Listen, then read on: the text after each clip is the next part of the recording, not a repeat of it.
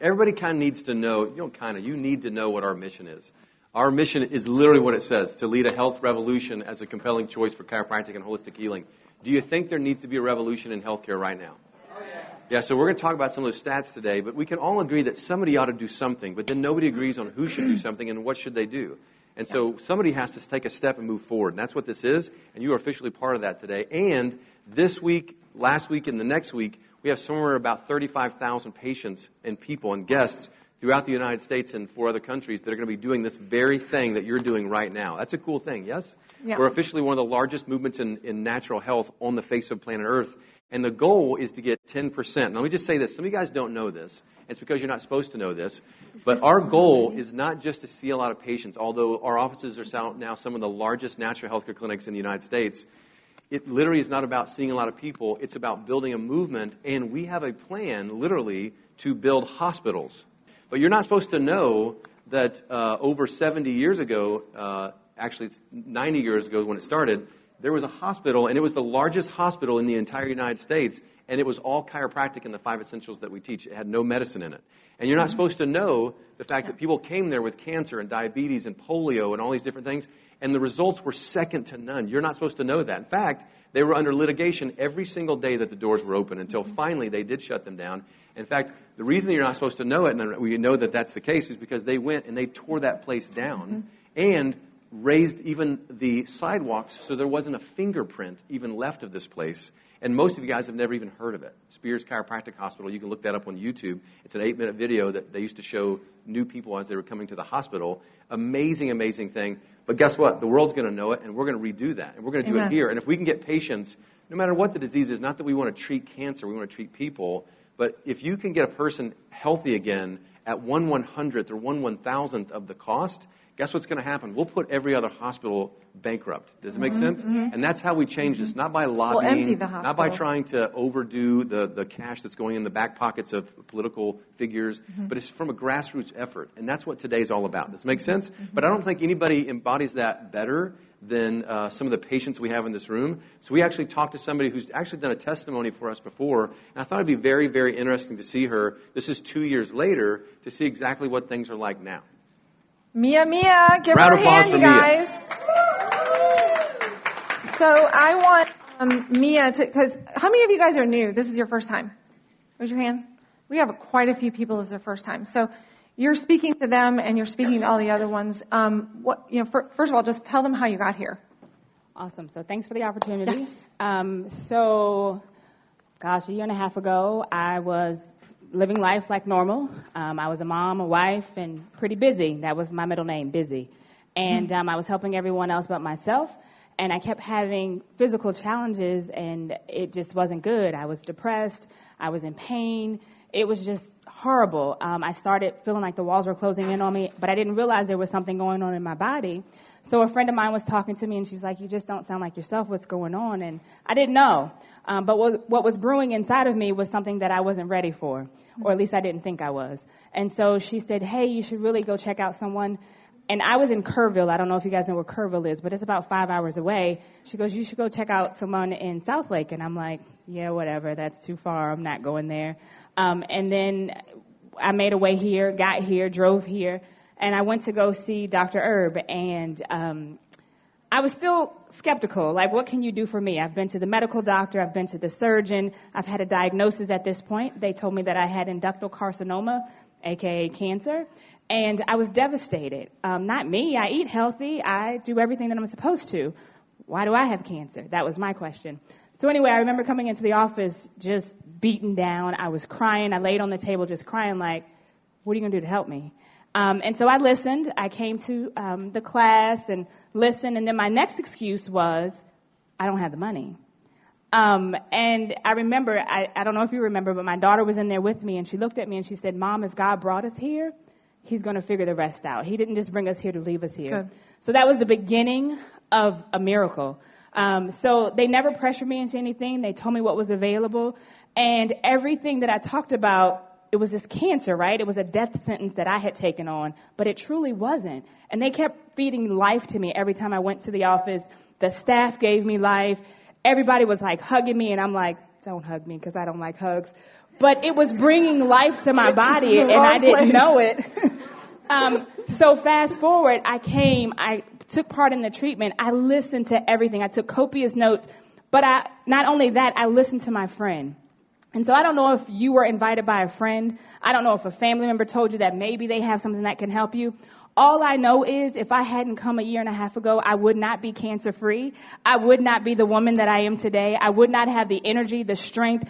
I would not be free of depression if I had not taken my friend up on the opportunity to drive 5 hours to meet Dr. Erb, Dr. Kimberly. It has been life-changing. I've taken metabolics, thermography. Against what the medical world told me, I should have had surgery, chemo, radiation, and I said no, because there was hope. There was something else that was offered to me and has changed my life. And so guess what I do? I go out and I shout from the mountaintops. I don't care if it's at work. I don't care if it's at the grocery store.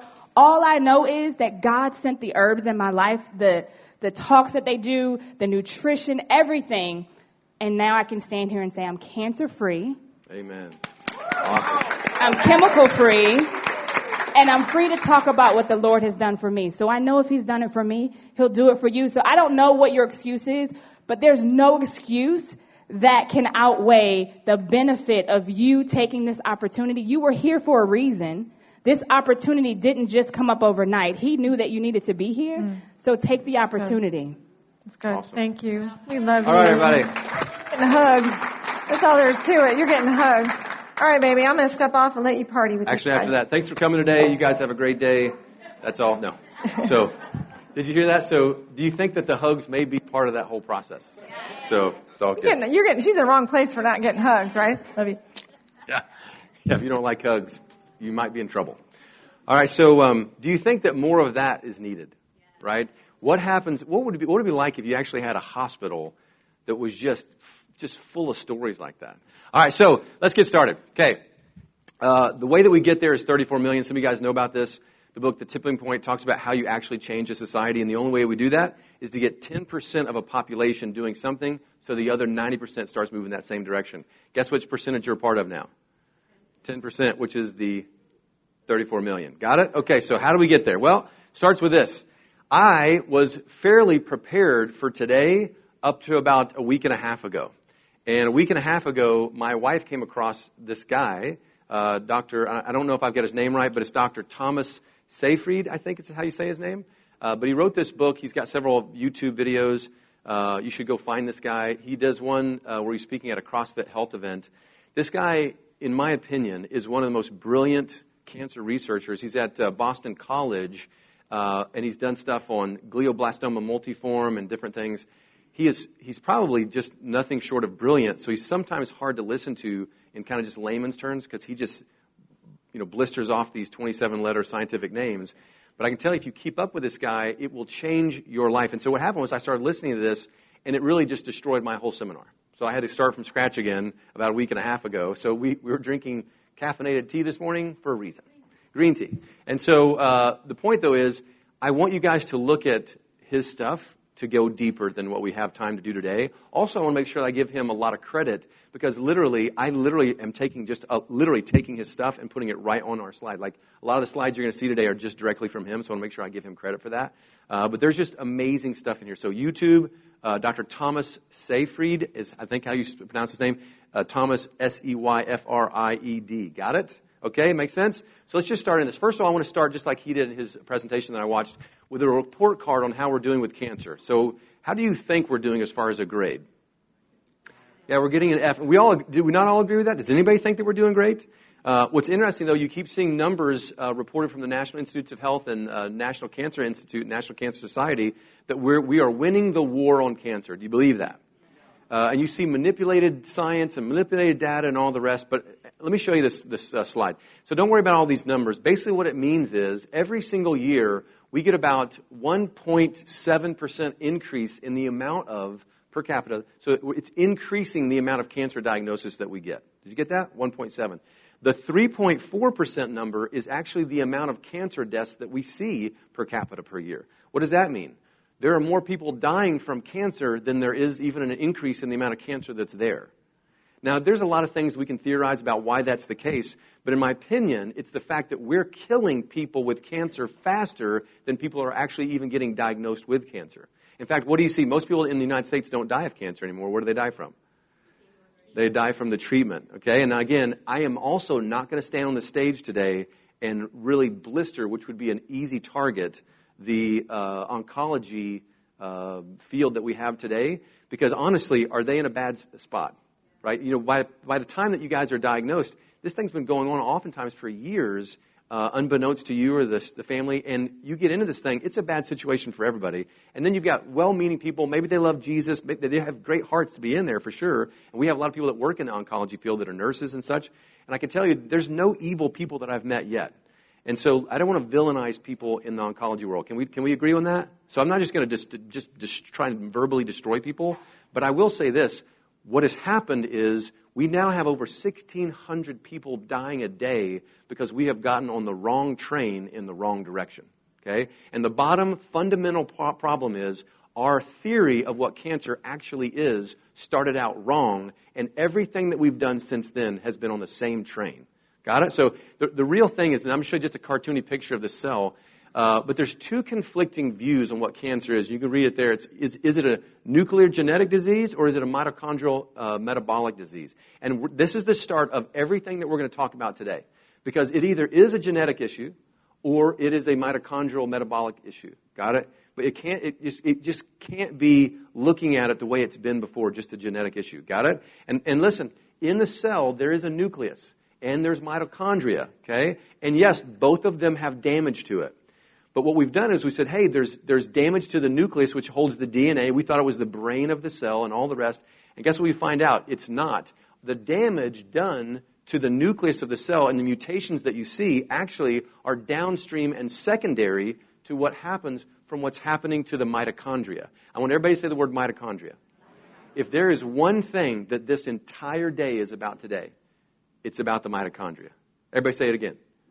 Mitochondria. The mitochondria, you learned back in cellular biology or in high school or somewhere that the mitochondria produce energy for the cell. Got it?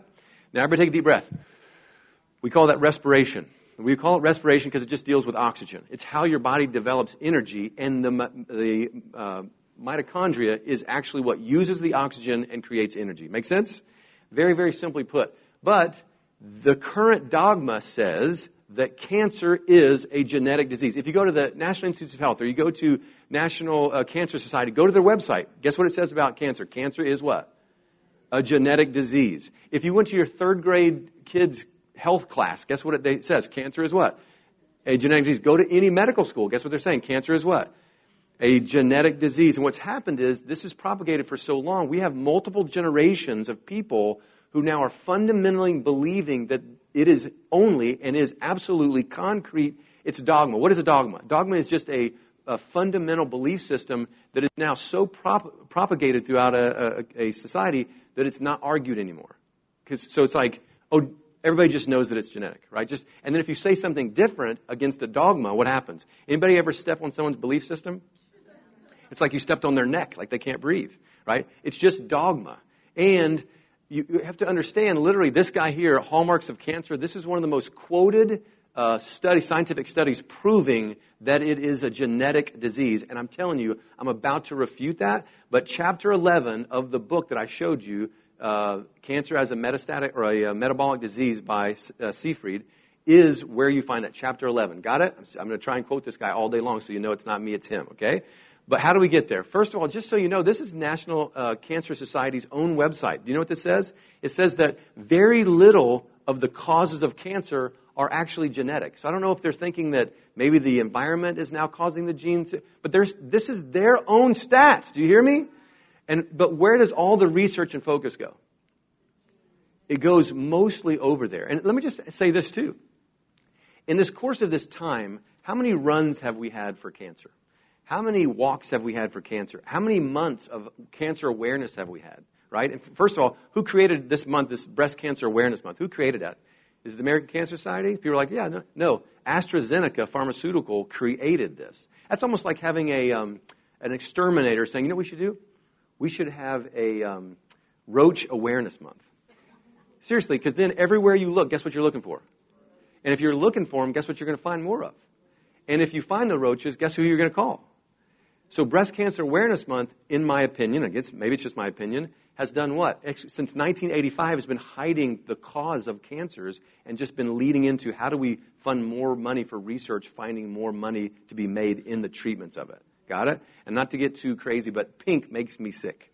I have a pink dress shirt. I can't even hardly wear it. In October, I won't wear pink shirts just because I don't want to propagate that same mindset, okay? But let me just challenge this a little bit, okay? So somatic mutation theory is the foundation. Everybody say somatic mutation theory.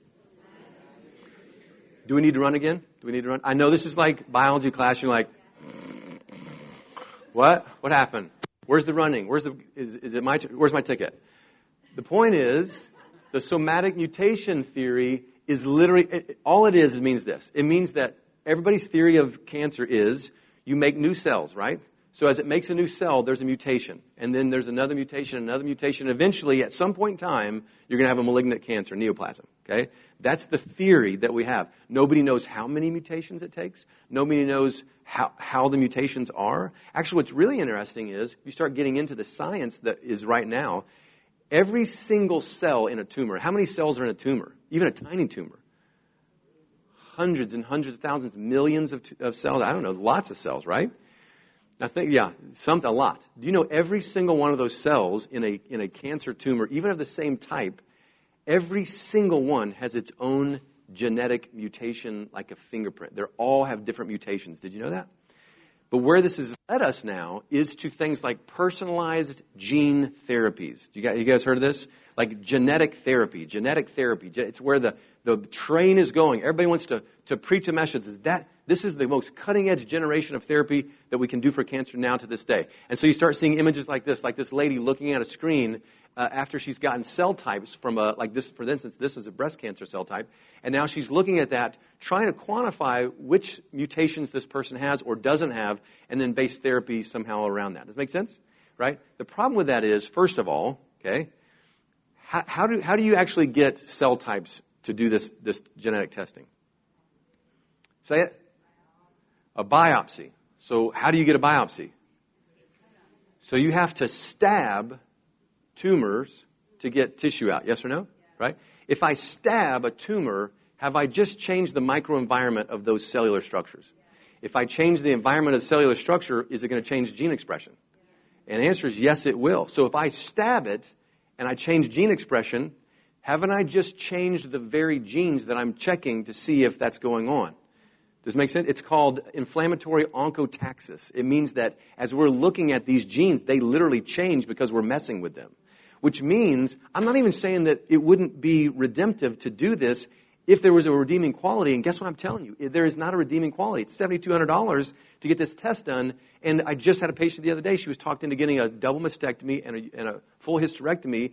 And she doesn't have cancer, and they scared her because they're using stats like she's 65% more likely to have cancer now because she has a positive BRCA analysis, BRCA1, and you should go ahead and have them removed, right? And so they do this. Now, the point is, where do they get the 65%? Now, again, I don't want to talk out of turn. I'm not a genetic cancer expert, but I can tell you it's just from like averages, like 65% more likely to have cancer because of what? Because if she has a standard American diet, if she is eating processed food, if she eats a lot of sugar, if she doesn't sleep, if she's under stress, if she is having a bad year. Do you guys see where I'm going with this? 65% what? How can you prophesy that? You can't, and yet you create enough fear that people will literally remove appendages to keep from having cancer. Do you have a problem with that? Right? And so, again, this is just where we're headed. And let me ask you this. What is more logical? Is it more logical to find every single part of a cell inside of a tumor that makes it individualistic? And just like this guy says, there is 100 million, at least several 100 million mutations that we could map out. Does it make sense to try and find every single detail that makes every single cell of a tumor different so you can give that type of care? Or is it more logical to find what every single cell of that tumor and all cancers have in common so that we can treat it that way? Which makes more logical sense? The latter, right? And so that's what I'm going to assess and ask you to agree with me today, all right? Or just ask the question of. right? But you really go against this current dogma, and anytime you bring this up, especially in oncology fields or medical fields, especially because they've learned this and it's indoctrinated, you literally have people now that are just so into this that they don't want to talk about it, they don't want to hear it, and they certainly don't want to see it. And guess who are the hardest people to get to change their minds on this? No, you're wrong. It's actually the patients that have been diagnosed. And why is that, you think? It's because fear will make you grab a hold of something, and if you're grabbing a hold of something, how tight are you going to squeeze it? Even if it's wrong. And so the hardest people to get to, so I wanted to tell you this because you're going to leave here today and want to give this information to everybody. And I don't want you to get discouraged when you talk to people who have cancer and go, you got to listen to me, and they're the hardest people to get to open their ears. Got it? But this is a dogma, and here's the real problem. It's called the Oncogenic Paradox. There are so many different ways to get cancer, so how do we get to the same pathophysiological pathway? Does it make sense? Because if they all cause cancer, but there's so many different ways to get there, one thing holds true. We have to be able to find that commonality. And guess what you'll never do with the theory of genetic cancer? You'll never be able to find it. Did you get that? And I'm going to propose to you that we 100% know what it is. And it looks like this. Okay? Now this is from his book. Again, this is Dr. Thomas Seyfried. He actually put all these things. Chapter 11 in his book goes through, I don't know how many studies, but it's so many that if you're not a scientist, you'll probably fall asleep in the book. Like, it's heavy-duty stuff. Like, you got to read 2 or 3 and then take a nap and then get up and read again and take a nap and then read again. The point is, I'm just going to show you, he actually made this as a visual to bring all those studies together. So I know it's scientific. Everybody stay with me. Is it okay? So what we do know is this. Normal cells beget normal cells when they divide. Everybody with me? Can I get an amen? Tumor cells, when they divide, they make tumor cells, right? So to see if the nucleus, the genes, the gene expression was the cause of cancer, they put a tumor nucleus, right, with the genetics, in a healthy cell and let it divide. And guess what? It didn't ever become cancer. Even with all of the genes turned on, even with all the positive cancer genes and all the rest. Then they took a cancer cell and they put a healthy nucleus in there, right? So this is all healthy genes and healthy expression of genes. And guess what?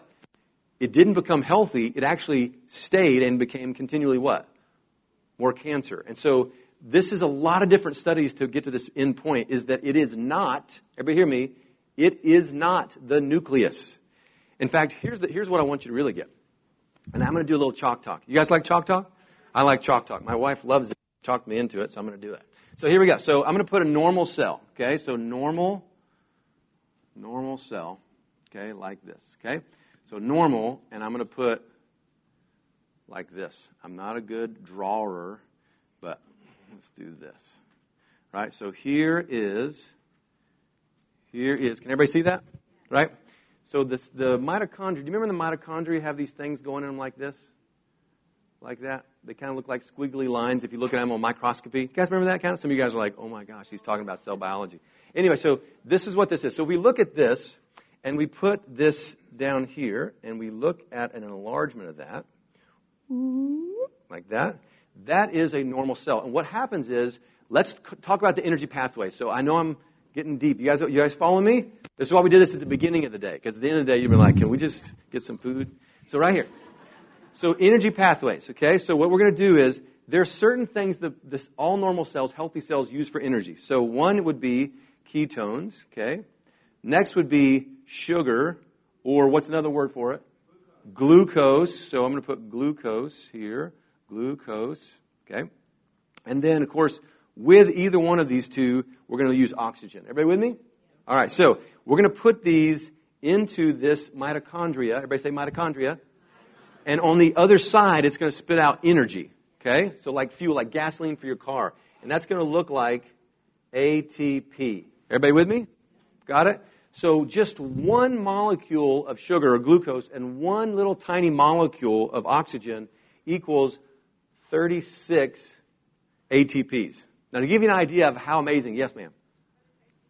ATP is just energy. It's a molecule that is the molecule of energy for a cell. Got it? And so this is like, this efficiency is like putting a thimbleful of gasoline in your car and you being able to drive all the way to California and back on one thimbleful of gasoline. Did you get that? That's how efficient a healthy cell is. Now, the problem with it is you get to a cancer cell. So cancer cell, okay? I'm going to go right here like this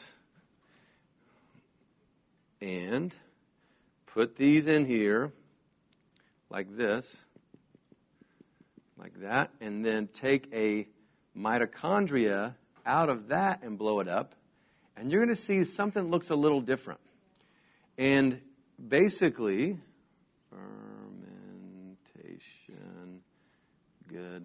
Doctors write bad because we can't spell. Like this. Now, what happens is this.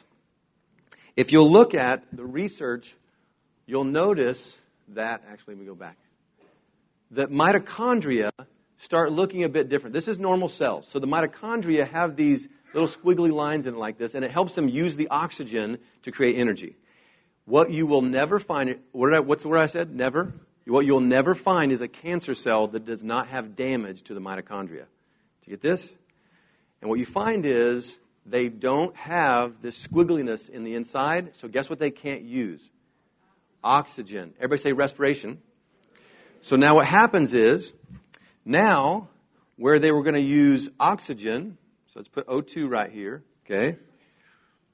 They can't use it. Which means the other thing that they're going to use is sugar or glucose. So they can still use that. The problem with it is not as good a pathway. So when sugar goes in and it comes out, you're only getting about, and it depends on which fermentation process you use, about 4 ATPs instead of 36. Everybody with me? So instead of 36, you got 4, which also means that cancer cells need about 9 times more sugar. Everybody with me? Everybody got that? Okay? That's important. What it means is now we actually start to understand the physiology of a cancer cell. Is that important? If I could tell you everything about your enemy, where they sleep, what they're thinking, what their next move is, would you be up and be a little bit more likely to?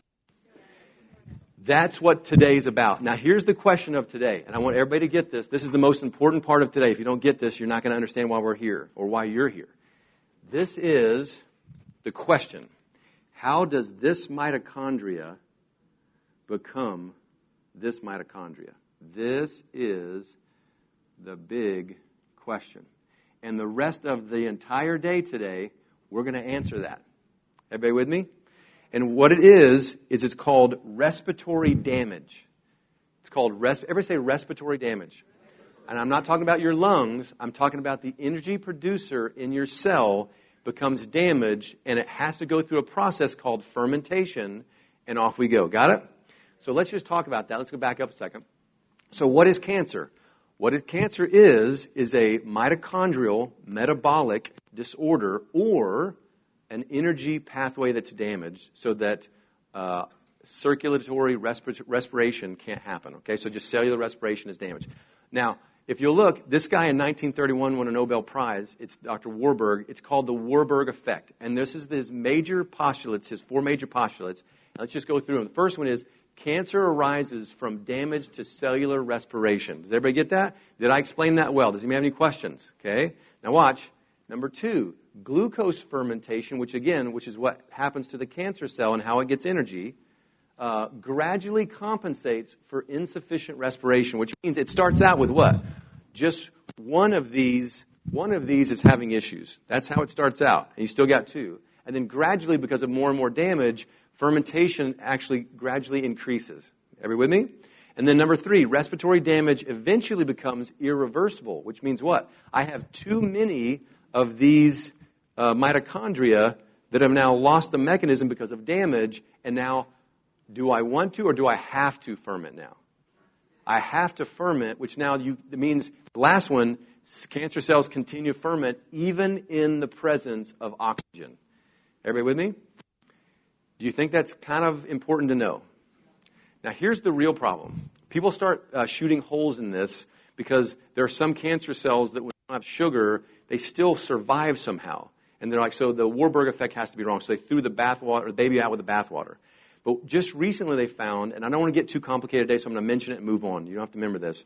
But it means that cancer cells can also ferment not just sugar, glucose, but they can ferment amino acids like glutamate. And again, I don't want you to get too complicated. It just means they just remember this. They have to ferment. Got it? Now, as we go through this, what this means is the controlling factor of the cell is not the nucleus, right? By the way, that's a funny ha-ha. That's a mitochondria, and he's running the show. You guys see that? For instance, example here, if I take somebody's cells and I decrease the oxygen to them enough, they're actually going to trigger the kill switch in the nucleus, and it's called apoptosis, programmed cell death, and the cell will die. Everybody with me? That's how that works. So then the question is, if this is the case and I'm damaging and I'm not getting oxygen, then why doesn't the cancer cell just turn on the kill switch and then kill itself? And here's the answer. It's because the kill switch is controlled by, guess what? The mitochondria, and if the mitochondria is damaged, guess what? It can't signal apoptosis or cell death anymore, and guess what doesn't die? The cell doesn't die, and it goes into just its regular mode of proliferation, and it just keeps on building. Do you guys get that? That's what this looks like. Now, here's the other thing. If this is in control, think about what this means. Like, for instance, we think that the United States government, the federal government, is in control, right? But it's all about the currency, right? It's all about what is the currency of life? If this cell doesn't have energy, then it dies. Anything doesn't have energy, you die. Would you agree? If you don't agree, let me step on your neck for a second. Guess what happens? You're going to pass out. You have to have energy. So the currency of your cell is energy. So what it means is whoever's got the currency calls the shots. If these mitochondria are pharmaceutical companies, the pharmaceutical companies with all the currency are going to tell the nucleus exactly what to do. You guys with me? The problem with it is our entire fundamental belief system and mode of treatment and taking care of people has been based on what? A false preposition of what the disease was, which subsequently leads to 1,600 people a day dying in the United States. Something has to change, and these are babies and children and everybody else. And it all comes back to damaged respiratory, cellular respiration, okay? Now, there's one more question you should have. Okay, I understand how cancer gets started, but what about metastatic cancer? Because now cancer can go other places. Got to answer that question, right? Anybody thought about that yet? So let me answer that question. And again, this is Dr. Thomas Seyfried. It's his understanding. So let's just take a regular cancer cell, epithelium or something like this. Now cause a micro-damaged environment, just like we talked about. So you're damaging what? The cell or the mitochondria, or both, at least what? The mitochondria. So the mitochondria is damaged. We actually invoke the Warburg effect. So when we start going into fermentation, everybody with me? So it's fermenting, right? Now it can't go back, so it's stuck in fermentation. And now it starts into its just normal mode of proliferation. And now we've got these cells amassing. Your immune system sees that, and one of the problems that happens is when it sees it, it sends cells to it as if it's a wound. And one of the main things that happens is you have macrophages, which actually gobble things up, and they actually fuse themselves to wounds to help you heal. What ends up happening is these red cells are macrophages, and they come out of blood supplies and things, and they can travel all through the body. They find that supposed wound, but it's actually cancer, and they release growth factor and cytokines for a wound that would heal it up, right? Because we're growing more cells and we're covering the wound. Except for if it's cancer and I give a growth factor, what happens?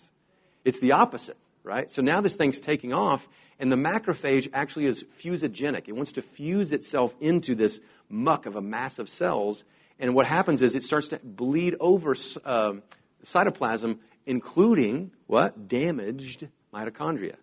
And now you've got cell types of macrophages that now have the ability to move in and freely throughout the body, and they're stuck in fermentation. And now we have what? We have a rogue macrophage that can go through the cells and find its way to other places, lodge, and take off. Everybody with me? Does that make sense to everybody? Now, watch this. What does this actually mean? What it means is we know the physiology of cancer. That is the biggest part. In fact, let me prove it to you. They're already using it for testing. Do you know what this is? They're using it for testing, but they're not using it for treatment. This is a PET scan. How do PET scans work? PET scans puts a dye in your blood, and cancer takes it up first, right? And so whatever it takes it up first is the cancer or a fast-acting cell, but they know it's cancer, but based on where it's at. And so then we know. Do you know what the dye is they put into your bloodstream?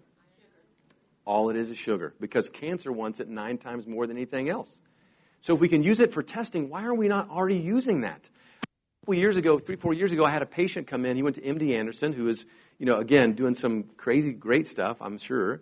But they told a patient who was having issues with fatigue, he says, man, this chemotherapy is just wiping me out. I can't hardly go. I can't spend time with my family. And the doctor literally wrote him a prescription to drink a 2-liter of Mountain Dew a day so that his energy would be better. But what does that provide for him? Sugar, right? Now, let me give you another one. If you had a glioblastoma multiforme, so you had a brain tumor, what's the first thing they're going to do? They're probably going to go there, and if it's operable, they're going to go take it out, cut it out, right?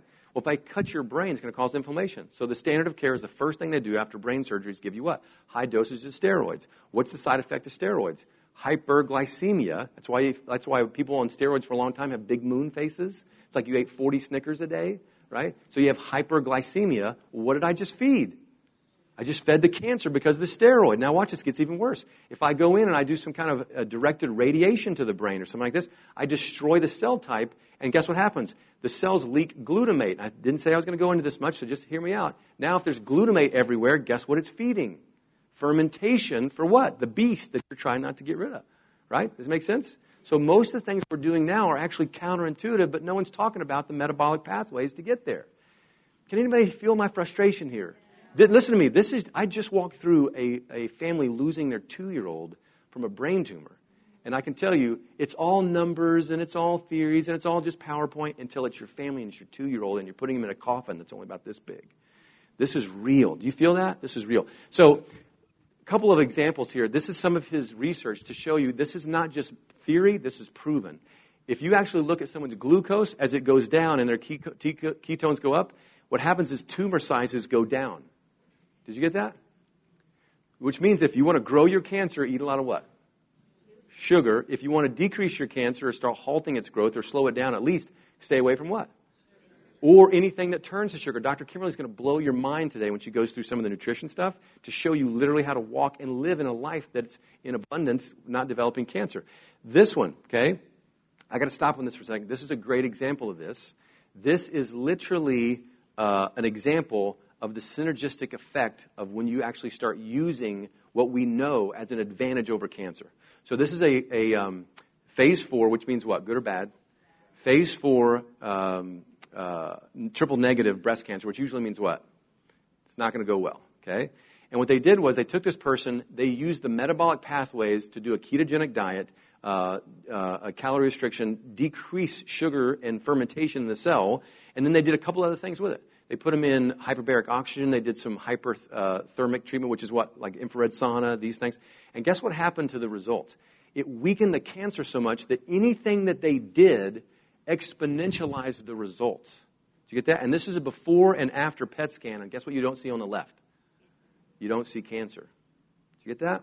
So even if you chose to do the chemo, even if you chose to do the radiation, if you actually tried to actually implement this one understanding, can you see how we would all be better off? Is everybody with me? Is this something is this radical? Come on. I wanted to pee myself when I saw that right there. And you guys are like, yep, when's the next giveaway? So, but I want to talk about, because this mentioned hyperbaric oxygen. I want to mention oxygen as a treatment for this. And I'm tell you why. Everybody look up here again. Oxygen right here, okay, going with either ketones or sugar into the cell is this respiratory pathway. Your mama said if you don't use it, you what? You lose it. And fermentation basically has no oxygen as a part of it because it can't. So it's just putting a bunch of sugar in there and then it's fermenting and bringing out some crappy energy on one side. Now, but watch this. What does that sound like? What do you make when you ferment stuff? Wine or beer. What do you do with wine or beer? You set it in a dark place and then what? Don't mess with it. Don't shake it. Don't move it around. What does that look like? Like fermentation, for me, it reminds me of somebody sitting 8 hours on a computer. And guess what your cells are doing? Fermenting. You're on your computer or you're on your phone on Facebook and you looked up and it's been 32 minutes and you were going to just check one thing. And you've been what? Fermenting, right? But watch this. How do I keep driving this pathway so that I continue cellular respiration? Just move. Just move. I had a great conversation this week with a patient. Where's she at? My Carol. Anyway, this week. And this last little bit, she's been struggling with trying to get extra. Anybody ever struggle trying to get exercise into your life? And I pastored a church. I want to see your hands. Right? So come on. Don't strike us down. But the point is, we all have trouble. So she was having trouble getting exercise into her routine. And guess what? She just this week goes, you know what? I've had trouble trying to figure this out. I didn't enjoy it. I don't like the high-intensity interval training stuff. She goes, but I went. She loves to dance. She loves to dance. And that's one of the reasons I love her so much, because I love to dance, too. It's how I got my wife. She goes, I went to a Zumba class. You guys know what Zumba is? She goes, I sweat through my clothes through Zumba. Do you know why? Because she liked it so much, she did it hard, and she did her thing, right? So guess what one of the keys to really facilitating you using this respiratory pathway? Find something you what? That you enjoy, you like. And when you start talking about oxygen, even if you did what? Even if you just walked. Do you know if you just walked 30 minutes a day, that just walking 30, now I'm not talking about at work under stress, but like when you're relaxed and you're doing your thing outside of work, 30 minutes of just walking a day decreases your likelihood for breast cancer over 60%. I dare you to find a drug that does that. There won't be one, right? Decreases colon rectal cancer by 42%. And I could go on and brain cancers and all the rest. All you got to do is just drive the pathways. Got it? Now, the problem with it is you're still going to have some of you guys that just don't drive pathways and you want a shortcut, right? Just give me the supplement. Just give me the supplement. Well, the supplement is fairly simple, but it's what's out of the cost range for most people. It's called hyperbaric oxygen, right? So you get those big submarine steel tanks, which are like $50,000 to $70,000, and you got to pay, $500 an hour to go into that thing. And so we never could bring it into the office for patients either until one day we actually could afford it. But hyperbaric oxygen had its start in 1928. Actually it's 1662. But then in 1928 they built this thing. Got it? This is a 38-room hospital that is a 100% hyperbaric oxygen chamber. And they built it so that it was to treat diabetes and cancer. And guess what they found? It was awesome. And then 10 years later, guess what? They shut them down and they tore it down for scrap metal for the war effort. Okay? But here are some of the general symptoms of not having enough oxygen. Does it look familiar? Anybody? Everybody has that, don't they? But what does that mean? Nobody's what? Driving these pathways probably as good as they should. Everybody with me? You guys are taking, I'm going to get out of the way. I feel like I'm getting like paparazzi'd here. All right? Now, how does it work? Basically, what it means is Henry's law says that under pressure, gas dissolves into fluid. So if you look, what it means is red blood cells are usually how your body gets oxygen, right? It attaches to the red blood cell, and then it goes through the capillary bed, grabs the CO2, and it comes back, and you blow it out of your lungs, okay?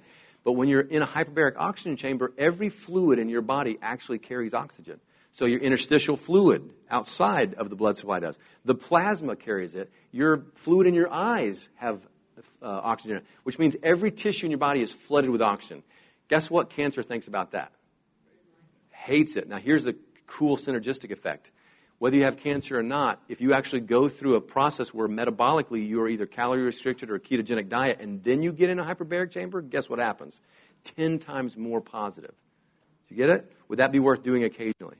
Yeah, which is why we made it available. This is on the inside of our unit, and most people go, I can't get in there because I'm claustrophobic. Anybody claustrophobic? This thing is huge on the inside. You could go to sleep, read a book, sit up, do your computer or whatever else. But exercise is where it's at. Now, as soon as I do exercise, everybody wants to know how to do it perfect. Because if you can't do it perfect, then don't even do it, right? Guess who your worst critic is? Yeah, if you talk to yourself or you talk to your friends like you talk to yourself, you wouldn't have a friend in the world, right? You black your own eyes metaphorically. But hear me out. Just exercise. In fact, we should call it something else, because now it's like a dirty word. You can't even say that now. Exercise. Ooh. But just go out there and do that. Now, I always say this. Let's just talk about what's the best. I always say do it more than you do. How many days a week should you do it? You should do it every day, but what's more than not? 4 days a week instead of 3. Everybody with me? What's the best time of day to do it? First time in the day, because it has a better hormone response. But guess what the second best time is? Any time of the day. So if you could only do it in the evening time, should you still do it? What's the number one reason people don't exercise? What's the second? Time is the first one. What's the second reason? I'm too what? Tired. What's the biggest reason that you should exercise? Because you don't have enough time, because you're slugging your sorry butt around because you're tired and you do everything slow.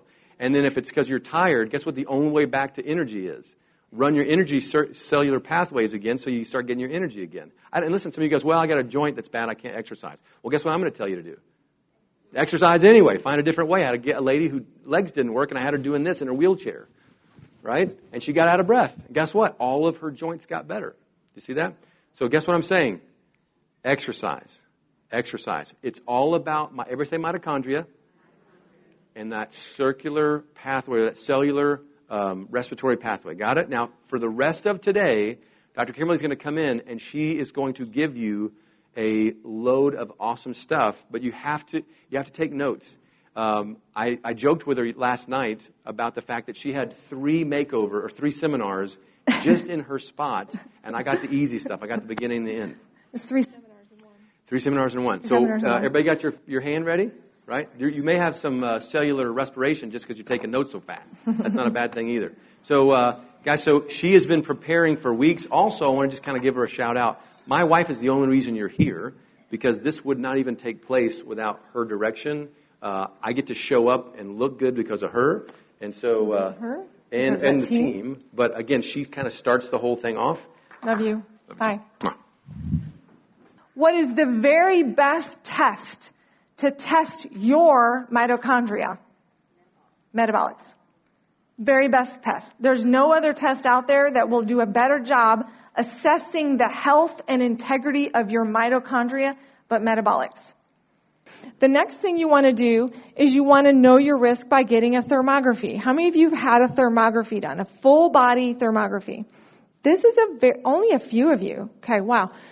So full body thermography. Some people will use thermography instead of getting a mammogram done. Okay? A mammogram is equivalent to getting 1,000 chest x-rays on your breasts. Okay? So if you want to do all that radiation, you're going to increase your risk of breast cancer by doing that. And that's the reason why many countries have actually outlawed mammograms in them. Unfortunately, that's not us. But if you want a healthy, non-invasive, and also something that won't harm you, schedule a full body thermography. Now, the beautiful thing about thermography is it's not only going to check your breast health. It will check how healthy your teeth are. Sometimes your teeth are actually the reason there's an infection going in your body and you're building cancer because you have an infection in your mouth. So we can see that on your test. It also will test all of your organs. So it tests your kidneys, it tests your thyroid, it tests your stomach, your liver, your gallbladder, your prostate. Men too get thermography. Okay? So this is another way to know your risk. Then what we do, based upon these tests that we do, is we put a plan in place for you. We will walk you through in our offices a plan of how to methodically build back the health of your mitochondria so that your body can heal, okay? And so that's really the process. Knowing your risk, these are the things that you'll do. I want to show you on here, you can see the left one is, both are breasts, right? The left side shows a lot more red. You guys can see the color differences. And then the right-hand side, you can see the improvement. This is a before and after. People start to implement the 5 essentials that we teach in the office, and then we rescan and we can see that we're moving in the right direction. So we'll use it as a tracking tool to be able to see if you're on track, moving in the right direction, okay? So let's go through what your risk factors, what are your risk factors, some more specific things on your risk factors. And we're going to break them up into lifestyle, diet, and environment, okay? This is a place where when I hit some of these things, write them down. Just write them in your agenda. Write them in this guy. Write down some of the risk factors, and then you'll hear us start to kind of go through some of the solutions as we go through that today as well. Lifestyle risk factor number 1, so stress. That's going to be one of the biggest ones, right? So Dr. David hit on this as well, but one of the biggest things you can do to damage your mitochondria is just live a stressed out life, okay? So it's super, super important to know what the tiger is that you have in your bedroom every day. Like, you got to identify it. Like identify, some of you have been feeding that tiger and he's fat and happy and he's not going anywhere, i.e. the stress in your life. What is it? What's that? What's that stress in your life? What they also found is that people with a diagnosis of cancer or any sort of autoimmune disease, there's generally some sort of a wound that they haven't healed from. There's bitterness, there's unforgiveness. And so if you have a diagnosis or you have had one, you want to make sure that you're always working on that aspect, that you're healing from the father wound, the mother wound, the death, the betrayal, the whatever that is that you've had in your past. You know, someone hurt you, someone harmed you, and you just have bitterness in your heart. That will build bitterness in your body, and it will grow a disease. Okay? It's going to kill your mitochondria, right? And it will build a disease. So make sure that you address that. The other thing regarding stress, I just want to say, I think Dr. David hit it really good. Know what helps you de-stress. Like what brings peace in your life. Some of the things that we get adjusted, that decreases stress. Get in the Word. Isaiah 26:3 says, He will keep him in perfect peace, whose mind is stayed on Him. Right? So that's a fantastic way to, bring peace in your life and to de-stress or lower your stress is just get in the Word, worship. Some people like yoga. Do yoga, exercise. Do those things. Watch the sunrise, watch the sunset. What are things? Listen to music. My son would say that's one of his biggest things. What is your thing that helps you de-stress? You got to know that about yourself. Maybe write that down. If there's something that you remember, like maybe watching the sunrise is the thing, make sure you do that. Schedule a time to wake up to get there to do that. Write those things down because this is going to be a really huge thing that you can this is an easy, tangible thing that right away you can heal your mitochondria. Lack of sleep, this is a huge one. Lack of sleep, they're saying that from 10 p.m. to 6 a.m., about an 8-hour time frame, trying to get sleep. The most important thing is to make sure that you're sleeping between that 12 and 1 period of time. It's best to go to bed by 10, they say. And between 12 and 1 is when your melatonin spikes. What is melatonin good for? Sleep. Not only is it good for sleep, it boosts your immune system and it helps regulate your hormones, estrogen, your male and female hormones. It helps regulate those things. So this is a really important thing. So if you're that person that stays up until 1, you got to back it up. And they also said that people who go to sleep past 10, it raises your breast cancer risk by 75%. I think that has to do with the hormones because when you're sleeping, your body heals in those hormones. So make sure you're getting sleep. Lack of sunlight. We live in Texas and we still don't get sunlight. It's crazy. Now, what do we get from the sun? Vitamin D, right? So vitamin D is critical. I'm going to show you a little video on vitamin D and what the levels of what vitamin D should be.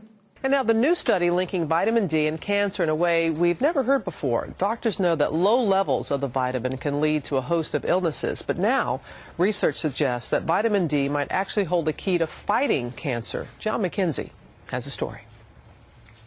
The studies just keep coming. The evidence mounting. Low levels of vitamin D are now linked to so many illnesses, from breast, colon, and prostate cancers, type 1 diabetes and asthma, to multiple sclerosis and heart disease. I even think of vitamin D as the fountain of youth, if you will, in that it allows us to age well. At least that's the hope. And nowhere is the evidence more compelling than here in the laboratory. So all the work here is on vitamin D? Yes, we've got Professor Joellen Welsh has spent the last 25 years studying the powerful effect of vitamin D on cells. These are human breast cancer cells growing in the flask. Taken from a woman who had breast cancer? Yes. Now watch what happens when you add a potent form of vitamin D. Within just 4 days, half those cancer cells are dead. It looks like the cancer cells have basically shriveled up and died. The longer they're treated with vitamin D, the more of an effect we see. What happens is that vitamin D enters the cells and it triggers this cell death process. It's similar to what we see when we treat cells with tamoxifen. A drug used to treat breast cancer? Yes. That's amazing. It is amazing. It's a very dramatic effect. That was just the beginning. Researchers here then took human breast cancer cells and injected them into mice. Tumors quickly began to grow, but when the mice were treated with vitamin D, the tumors began to shrink. Look, this one was reduced to half its size. The one here disappeared entirely. Similar results have been seen on colon and prostate tumors in mice. The real test, however, remains. Will vitamin D work this way in people? Other lab work is revealing how vitamin D can actually improve the way cells function in the heart and in blood vessels. And the number one killer is vascular disease, and vitamin D makes our arteries more healthy, basically, allows them to age well. Preliminary, tantalizing research on a common nutrient with so much potential. For Good Morning America, John McKenzie, ABC News, Albany, New York. How do you like that? It's kind of a no-brainer, isn't it? 77% slash the risk of cancer by 77% just by doing something simple. If you're not getting sunshine, most of us are not. I tested us one year in June in Texas, and 99% of us were vitamin D deficient. 99%. That means that pretty much we're all deficient, even in a state like Texas. So what your range should be, write this down. If you get your labs done, whenever you get labs done, always make sure they run your vitamin D. If you don't have a place to do it, ask my team. We can do it for you. But if you ever get labs done, run vitamin D. Make sure your range is between 70 and 90. Okay? If you have cancer, make sure your range is between 70 and 90. If you don't want to get cancer, make sure your range is between 70 and 90. You guys with me? So this is super critical. Lack of physical exercise, enough said, right? I don't need to say anything else about it. The only thing I will say about that is when you exercise, it actually lowers elevated insulin levels. So it's not only what you eat, but the exercise portion helps lower insulin levels, okay? Lifestyle risk factor, obesity. Everybody has their BMI and everybody has their weight. How are we doing in that area? Do we have a little work to do? A little work. But guess what? Be encouraged, because this place is where you're going to get that. You're going to get that help to be able to do that, okay? Too much sugar, enough said. I mean, the PET scan tells us that too much sugar is going straight to the cancer cell, right? It's actually the thing, like sugar, is the thing that's killing this healthy mitochondria. We're destroying them with too much sugar, okay? Refined carbohydrates. What is that? Give me an example. Refined. Give it to spaghetti. Somebody said it. Okay. Spaghetti, ramen noodles, potato chips. What else? Bread. Okay, cereal. She said it. I didn't. Cereal. Bread. What about the white bread? Right? White bread, you're dead. She said it. I like that. That's good. White bread, oatmeal. What about white rice? Okay. All that stuff is refined. And I got to tell you, I'll add another piece. It's all genetically modified too. So we'll hit that here in just a second. Dietary risk factor. So let's eliminate that. Another one is the vegetable oils and trans fats. If you have in your pantry right now, if you have canola, vegetable, or what's the stuff in the tub? Crisco. If you have that, I mean, listen, no condemnation. I had it. I cooked in my house. It was my job growing up. And when I got home off the school bus, I go straight to the kitchen. Underneath the sink, I pick up the can, and it had what in it? Right? It had lard in it, Crisco in it. And what's funny is the mold did not want it. Nothing got in that can that lived, right? But we reuse that all the time. So, guys, that's not something you want to give away. Just get that stuff out of your house, okay? It's taking stuff like that. That's all the fast food restaurants, right, that you're going to. That's the French fries. That's why the French fry looks exactly the same way in the back of your car on the floor that it does the first day you bought it from the fast food restaurant. Because it's got all this bad oil around it. When you have got bad oils that you're eating, it's like you've wrapped saran wrap now around your mitochondria. If we wrap saran wrap around our mitochondria, what? Is that healthy? Is that going to help? No, it's not going to help us. So we got to heal that. We got to stop eating this kind of stuff. So the next thing, lack of anti-cancer foods. Anti-cancer foods. Who's the one that's like, I hate vegetables? Nobody's going to raise their hands. Right? Lack of anti-cancer foods. We're going to make you eat the broccoli blend, Dr. Chris. So lack of anti-cancer. The best one for cancer is broccoli. When we sent my husband's labs to Dr. Hilu in Spain, who is the foremost expert in cancer treatment naturally, we sent his labs there. He sent us back this long list of things my husband needed to do. And one of the things he said was drink a liter of broccoli juice a day for 7 days. Now, did you guys like that juice that you just tasted? Can you imagine drinking broccoli juice? Can you imagine a liter of it? Okay, guess how many heads it takes to juice to get 1 liter? 9 heads of broccoli. And I learned that the juice came out of the stalk after I was a little farther into it. Not much juice. 9 heads. So this is an anti-cancer food. Now, this broccoli blend is a new product that we just came out with today. For those of you who raised your hand and said, I don't like, my broccoli. This is a cruciferous vegetable. And in 1 capsule, you're getting 1 serving of broccoli. Okay? And 1 capsule. Okay? 1 serving of broccoli. So making sure you're getting your anti-cancer foods. Prebiotics and probiotics. A lack of prebiotics and probiotics. With terrible gut health, if you're the person that's gassy and bloated and you got diarrhea all the time, you got constipation, you're not having 3 bowel movements a day like you should. If you eat 3 meals, you should have 3 bowel movements a day. Okay? My husband says 3 trains in, 3 trains out. If you don't get those trains out, how's the train station looking? Anyway, that's his funny little thing. So make sure you've got a healthy gut. If you don't have a healthy gut, then you cannot absorb nutrients. If you cannot absorb nutrients, then your mitochondria will suffer. Now, the beautiful thing is that metabolic test I told you about, the blood and urine test, that tests your mitochondria, it also tests how well your gut's doing. It'll tell me if you have a bacteria, a leaky gut, if you have C. diff. I had 7 cases of C. diff, all healed, believe it or not, for those of you who know what that is. Yeast, fungus, all that kind of stuff, that is tested. I can see how well you're doing. So making sure that that's actually going to be in the bundle that we have today, the probiotic 50B.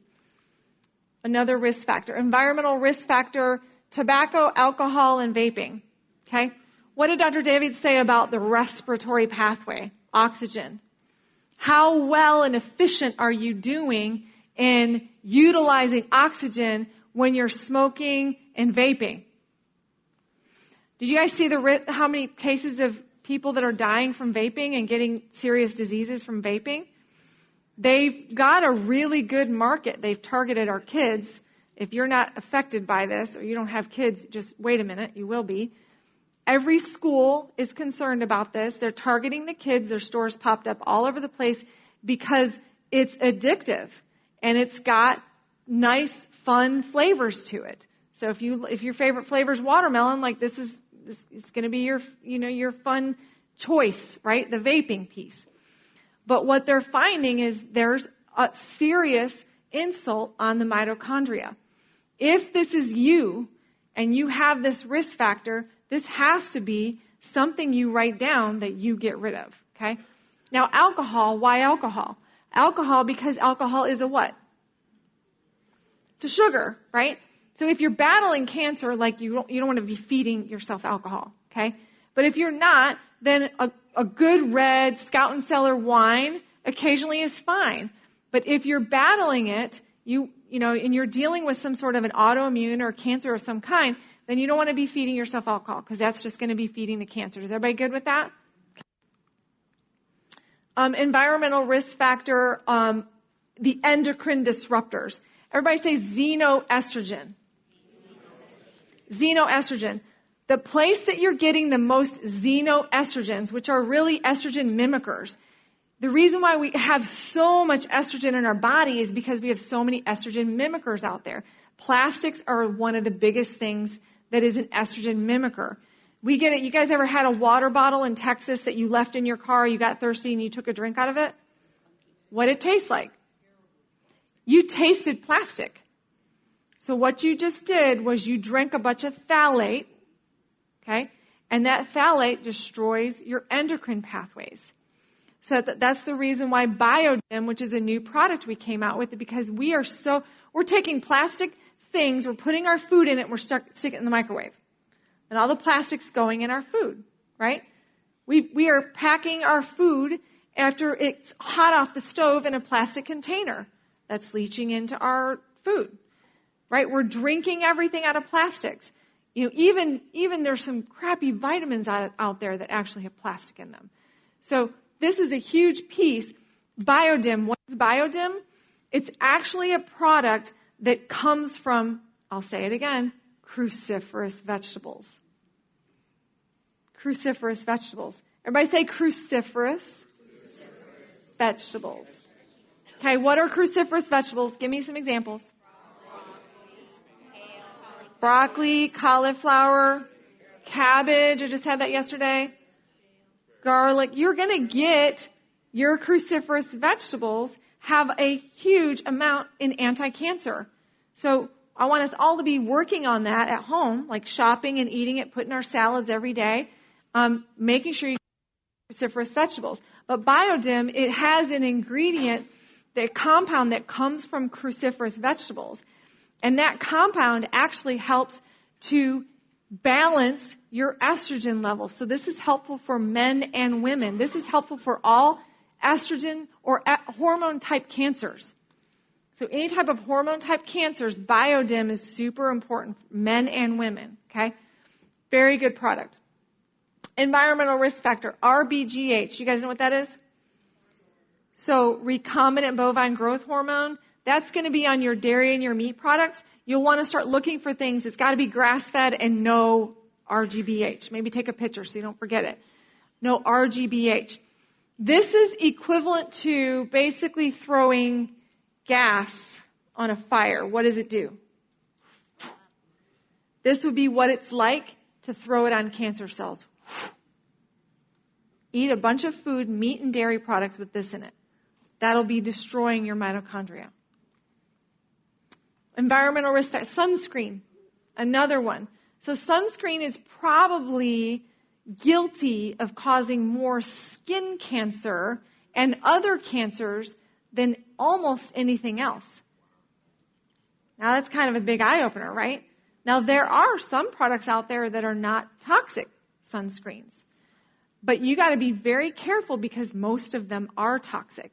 And so what you do is you wipe it on your skin, you block the healing power of the sun, and you bake that into your body, which is absorbed into the liver. You clog up your liver and you trash your mitochondria. Okay, and then you can't detox. So this is a huge reason for mitochondrial damage. Glyphosate. Everybody knows that, right? What's it in? Genetically modified organisms. She said it, grain, lots of things, right? I want you to understand this piece, okay? Because when you're shopping and you're looking for things that say non-GMO, this is why, okay? This is why you want the labeling to say non-GMO, okay? Because really low levels, 0.1 part per billion. Say 0.1. So 0.1 part per billion of glyphosate is what they're saying is harmful to human health. Now, say 0.1. Okay? So 0.1, that means that good old Cheerios, how's that looking? 1,125.3. We said point what? 0.1 was harmful. Now, our good old Cheerios that we had back when we were kids are not the same good old Cheerios back when we were a kid. Now, it's glyphosate. It's GMO, genetically modified.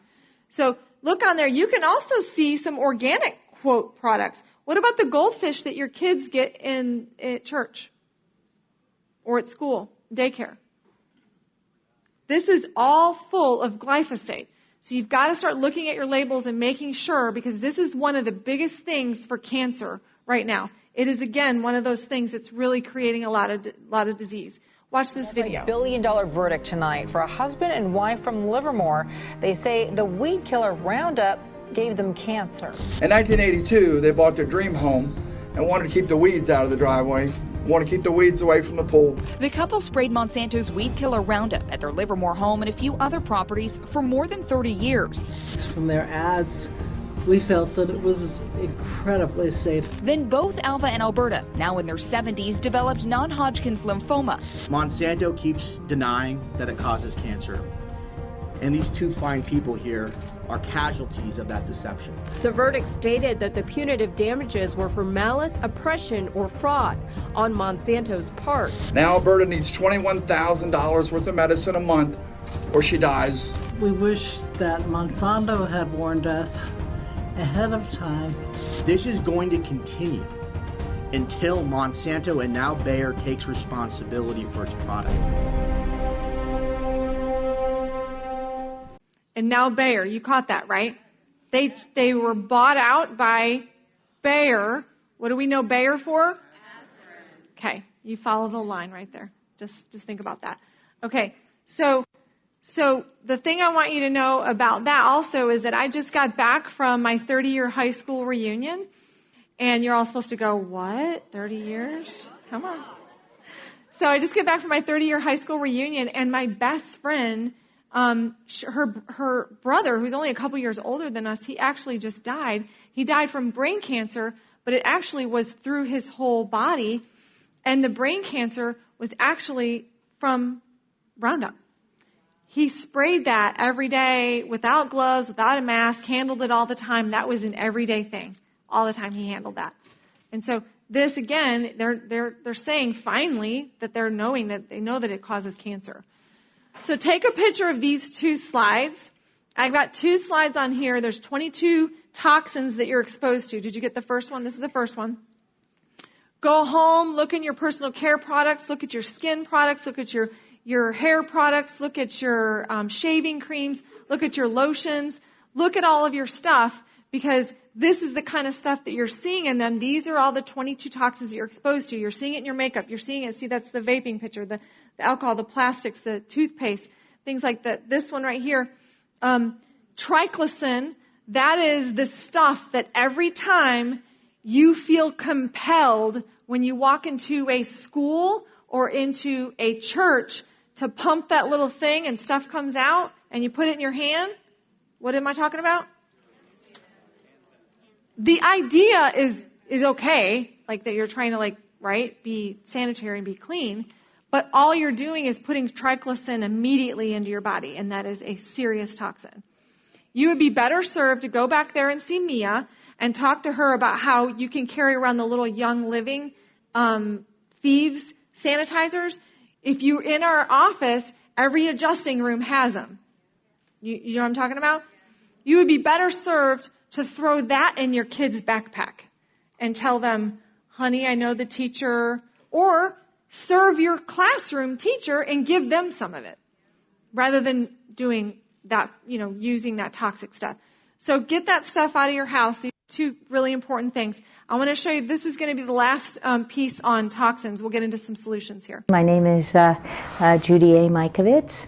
I'm a PhD biochemist and molecular biologist, have done cancer research largely at the National Cancer Institute in Frederick, Maryland, since 1980. I started working as a natural products chemist and a protein chemist in fermentation chemistry, and my job was to make the first interferon alpha, the first immune therapy that actually went into people to cure cancer when we discovered how powerful interferons were for the magic bullet against cancer. So the Time magazine in March 31st, 1980, when I was a senior in college at University of Virginia, was the big if. And there was a droplet, and it was interferon. And I said, that's what I'm going to do. In 2009, we were working on autism and a disease called myalgic encephalomyelitis. And many of the families with the patients had different kinds of cancers, and there was a little cluster of lymphoma and leukemias in Klein Village, a cluster of ALS, which is Lou Gehrig's disease, a motor neuron disease, and this chronic fatigue syndrome. And it looked like a virus, it smelled like a virus, a retrovirus, because those are the kinds of viruses that disrupt the immune system. And several other investigators back in the 90s had actually isolated retroviruses from these people, but the government called them contaminants, that they weren't real and that they didn't have anything to do with the disease. Well, we isolated a new family of viruses that were called xenotropic murine leukemia virus-related virus. So these viruses were murine leukemia viruses, mouse viruses. And so spin forward 2 years, our paper published in one of the best scientific journals in the world in Science, October 8, 2009. Usually that makes one's career. In my case, it ended my life as a scientist as I knew it. Basically the realization, the big oh my God of all of those sequences we've seen and all of those proteins and all of these contaminants are causing disease. The fact that they were real was just too much for 25 million Americans are infected with the viruses that came out of the lab, out of labs into humans via contaminated blood and vaccines. And that was so I was fired, jailed, without cause, without hearing, without any civil rights at all, just drug out of my house in shackles one day, November 18, 2011. I refused to denounce the data. I refused to say it was a mistake. We had the data. I showed the data. I showed all of the data. And I just refused. They basically said, tell everybody you made it all up and you can go home. And if you don't, we'll destroy you. And they did. I mean, economically as a profession, but they didn't because thank God for my faith and for my husband and for my family and for the patients. Because in order to steal one's passion, my passion wasn't money. Scientists don't make money. My passion was helping people, and the patients never walked away from me. So in 2011, another AIDS researcher in a journal called Frontiers in Microbiology wrote a paper that really cost me a lot. I didn't know he was going to write this paper, but it basically said the most likely way that these murine leukemia virus-related viruses, these types of viruses, entered humans was through vaccines. So when did we start vaccines? 1953, 1934, right in the 30s with the polio, and what we were doing to attenuate, to make the virus less pathogenic, less toxic, is we were passing them through mouse brains. So we were passing them through the brains of mice, and every scientist who works with these viruses and worked at the National Cancer Institute recognized the possibility that if you put human tissue and mouse tissue together, the possibility is that you're going to pick up a virus that is silent in the mouse. That is, it doesn't hurt the mouse, but it kills the human or causes serious disease in the human. So I want people to understand, I want them to think. We live in a society where we're bombarded with commercials, big pharma, so they give you all the warning on Opdivo, the immune therapy that's a new chance for new life. And when you look at the little picture at the bottom, it says they live 12 months versus the 9 months of the control. The control, these experiments aren't done. The vaccines don't have to be made or regulated like drugs. They're biologics. They're given a free pass. There's a vaccine court. You can't sue the doctor. You can't sue the manufacturer. There's a federal court that oversees vaccine injury, and it's more corrupt than anything you could ever imagine. ever imagine. And so they do everything they can to keep the public from knowing that every single shot damages you, and you might not see the cancer for 2 decades. Who's shocked? Who's shocked by that? Yeah. Disturbing. Well, let's get into some solutions, shall we? You guys want to get into some solutions? Okay. Some of this stuff we can't do anything about right now, but we can make some different choices today. That's what we want to do, is make some different choices today for our kids and our grandkids. Listen, you may have a daughter at home that has kids and they're not here. Go home and share this truth. I mean, this may be the life-saving information that you pass on that changes the generations, okay? We're talking about how to heal the mitochondria. How do we heal the mitochondria? We hit all these risk factors. You guys have them all written down now, right? These are what we call the 5 essentials. How many of your guests have never heard this before? Raise your hand. Okay? In our office, we use what we call the 5 essentials. That is our healthcare delivery system. The 5 essentials will bring life to the mitochondria, and we'll show you in one of those essentials, the 5th one right there, how to minimize the exposure to damage.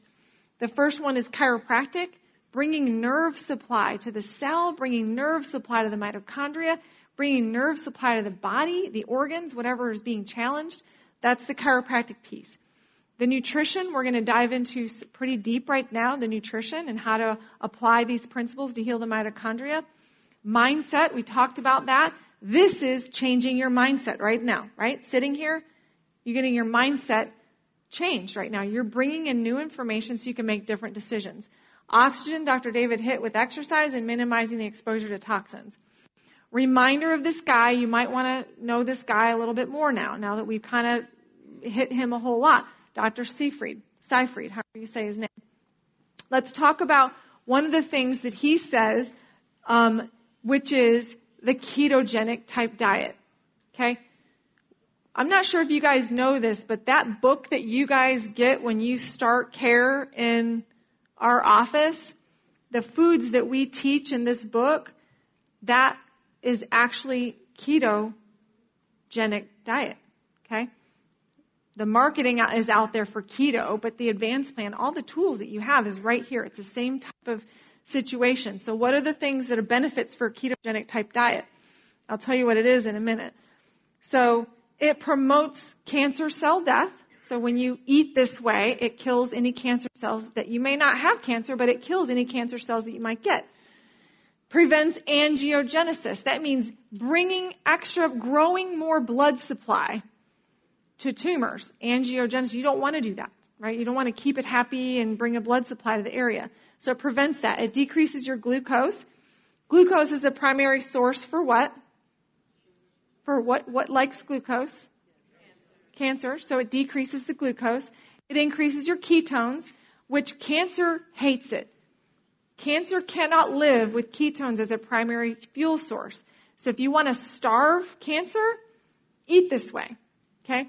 And then it's also anti-invasive. They're using ketogenic diet as a therapy for cancer. And they're saying that ketogenic diet alone, just by itself, is actually more effective in this guy's research than doing chemotherapy. And then he says if you add hyperbaric oxygen therapy plus the ketogenic, it's more effective than radiation. That's what this guy says in his research. So it would be worth it for you if you want to prevent or you're trying to overcome to follow this. What is it? Cancer healing diet, the ketogenic advanced plan. These are all kind of phrases or terms that you can kind of use interchangeably. But what you're talking about is minimizing your carbohydrates and replacing those with healthy fats. Let's get a list of some healthy fats right now. Let's talk about healthy fats. So that means that you should be eating more of what? Avocado is perfect. That's a really good healthy fat. What's another good healthy fat? Coconut oil or coconuts. Okay? What's another good healthy fat? Nuts are really good. Raw nuts, not the ones that have M&Ms in the bag. I caught you. That would be something I'm talking to my father-in-law about, right? Right, babe? Okay, so raw organic nuts. One of the best nuts is macadamia. Okay, that's my favorite. So once the best nuts, it's one of the best nuts for healthy fats, but all raw nuts and seeds are good. Give me another good fat. Olives or olive oil. Okay, what else? It's in the nut family, so yeah. What else? What about butter? Butter, grass-fed, yummy butter. Lots of that. Okay, what else? Give me another one. Ghee is good. Okay, give me one more. What about meat? What about good, grass-fed, organic meat, right? With the fat still on it. That is good fat, okay?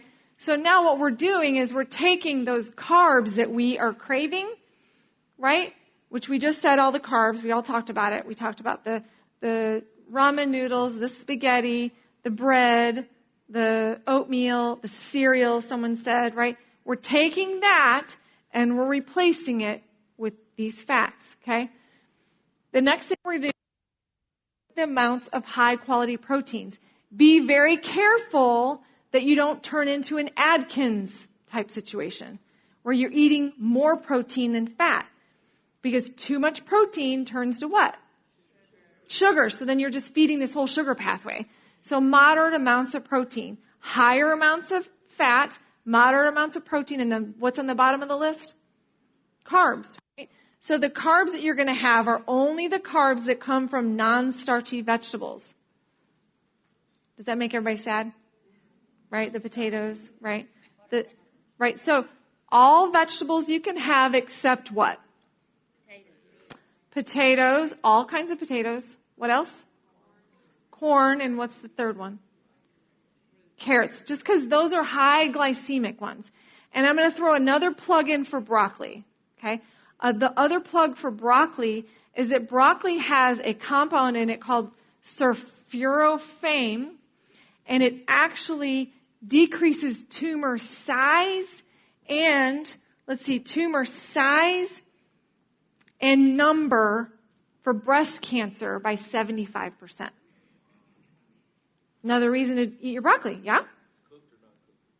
Broccoli blend or better raw. Yeah. Lightly steamed or raw, so it's got the nutrients in it. Okay? So this is the type of eating. Okay? We'll get a little bit more specific. I'll give you a couple more things on here. Usually the question is, what about fruit? Fruit is very minimal. Some people cannot do fruit at all. If you have fruit and you're following this eating plan, you're only going to have lower glycemic fruits. What are those? Green apples and berries. Any kind of berries. Not cherries. I know. That's my favorite too. Not cherries, but berries. Okay, so Granny Smith apples, grapefruit, and berries. Okay? That's minimal. Maybe one portion. But how you'll know, you'll actually want to make sure you test to see if you're in ketosis. So what is ketosis? I'm going to talk to you about how to test for this. How are you if you're in ketosis? It's the fuel source that comes from fat. Okay? Your body loves it. So ketosis is the primary fuel source. It comes from fat. This is the best way. If you came to our metabolism rescue seminar we did in June, go back and watch that. This is the exact same test. Dr. Seyfried likes this too. This is his favorite. So we got confirmations on both ends. This is the best way. Now you can use this to test your glucose and your ketones. You'll have to buy 2 separate types of strips, and the ketone strips are more expensive. Okay, so glucose you can test every morning, and if you need to, you can test 3 times a day. Ketones you can test maybe every 3 days. Okay, that way you know you're in ketosis. What does ketosis look like? That's the range. I would write this down. Okay, when you get this and you test for it to see if you're producing ketones, this is a therapy that they're using for cancer prevention and cancer healing. So making sure you're in ketosis, in that green sweet spot, is what you want to make sure that you're doing. Okay, everybody good? Okay. Metabolic flexibility, that is your cell's ability to be able to use sugar or fat, ketones glucose for energy sources, right? You want to be able to go back and forth between those two places. That's called metabolic flexibility. The beautiful thing is that cancer cells cannot do that. They are not metabolically flexible. So without access to sugar, they actually stop growing or they die. That's good news, yeah? Now, what is intermittent fasting? Who does intermittent fasting? Who does it? Okay. So intermittent fasting, IF, that's what they'll use the letters, IF, intermittent fasting, is a pattern. It's not a diet. It is a pattern of eating. It's eating your food within a time frame. Dr. Seyfried says between 6 and 8 hours is the sweet spot. And the sweet spot for intermittent fasting, you got to find what works for you, but making sure that you cut 3 hours before bed, making sure you don't eat any food 3 hours before bed is a minimum, okay? So you got to find that sweet spot. Now, making sure you also see the percentages there at the bottom of your fats, your proteins, and your carbs. If you're doing the keto, 75% fat, 10 to 15% protein, 10% carbs. We talked about where they're coming from. Your advanced plan, you're doing 65% fat, 25% protein, and 10% carbs. Can you guys see that? So you're going to have to figure out your window. A lot of people will do the window. I hear a lot of people, if they do 6 hours, they do the window between 1 and 7, and they go to bed at 10. Now, there's a couple ways you can start this.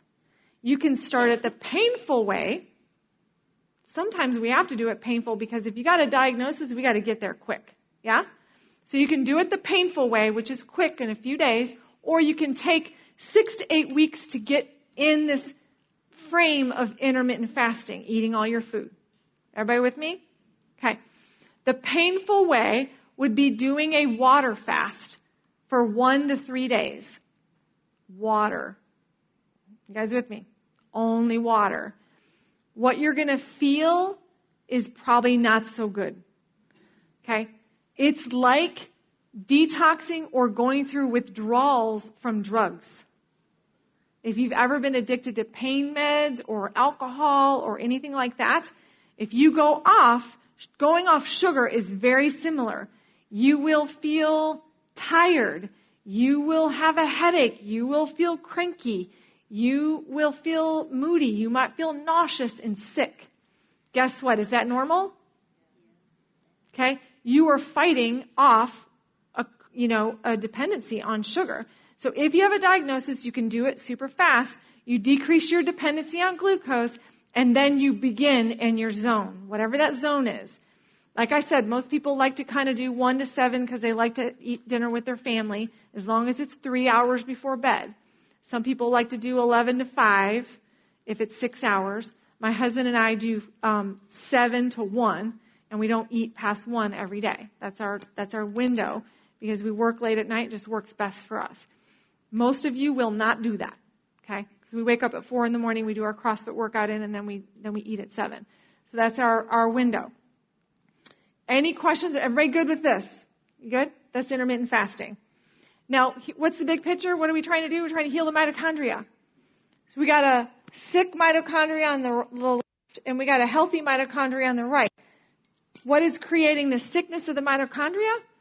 Sugar, eating too much, not enough oxygen, stress, toxins, bad fats, lack of sleep, low vitamin D, glyphosate, gut illness, and spine issues. These are action steps. You can write them down and start methodically working through these action steps so that you can heal your mitochondria. Test to see how it looks. Do your BMI. Fill out your cancer risk questionnaire. Get your mammography to see how your mitochondria look. What you're looking for to create a healthy mitochondria is a low glucose environment. It likes ketones, intermittent fasting, metabolic flexibility, fasting, advanced plans, sunshine, hyperbaric, oxygen, all these things a mitochondria loves. Was this helpful for you guys? Does everybody want to are you going cross-eyed? You guys okay?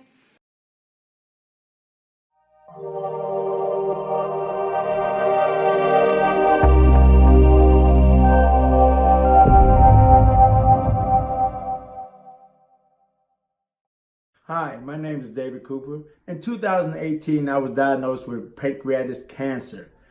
I was doing real bad. got real big, up to 420 pounds, couldn't even get out of the bed. Well, I got well enough to travel to Dallas, Texas, over my son's daughter's house, where they took me to visit Dr. Herb. He took me in the back. They took x-rays of my body and my spine and seen it was kind of out of shape. So he reset my spine. That evening when I left, I came in walking with a cane, but when I left, I walked out of there without that cane. Been doing very fine now. I'm down now at 250 pounds, between 240 and 250. I also went from a size 60 pants to a size 44.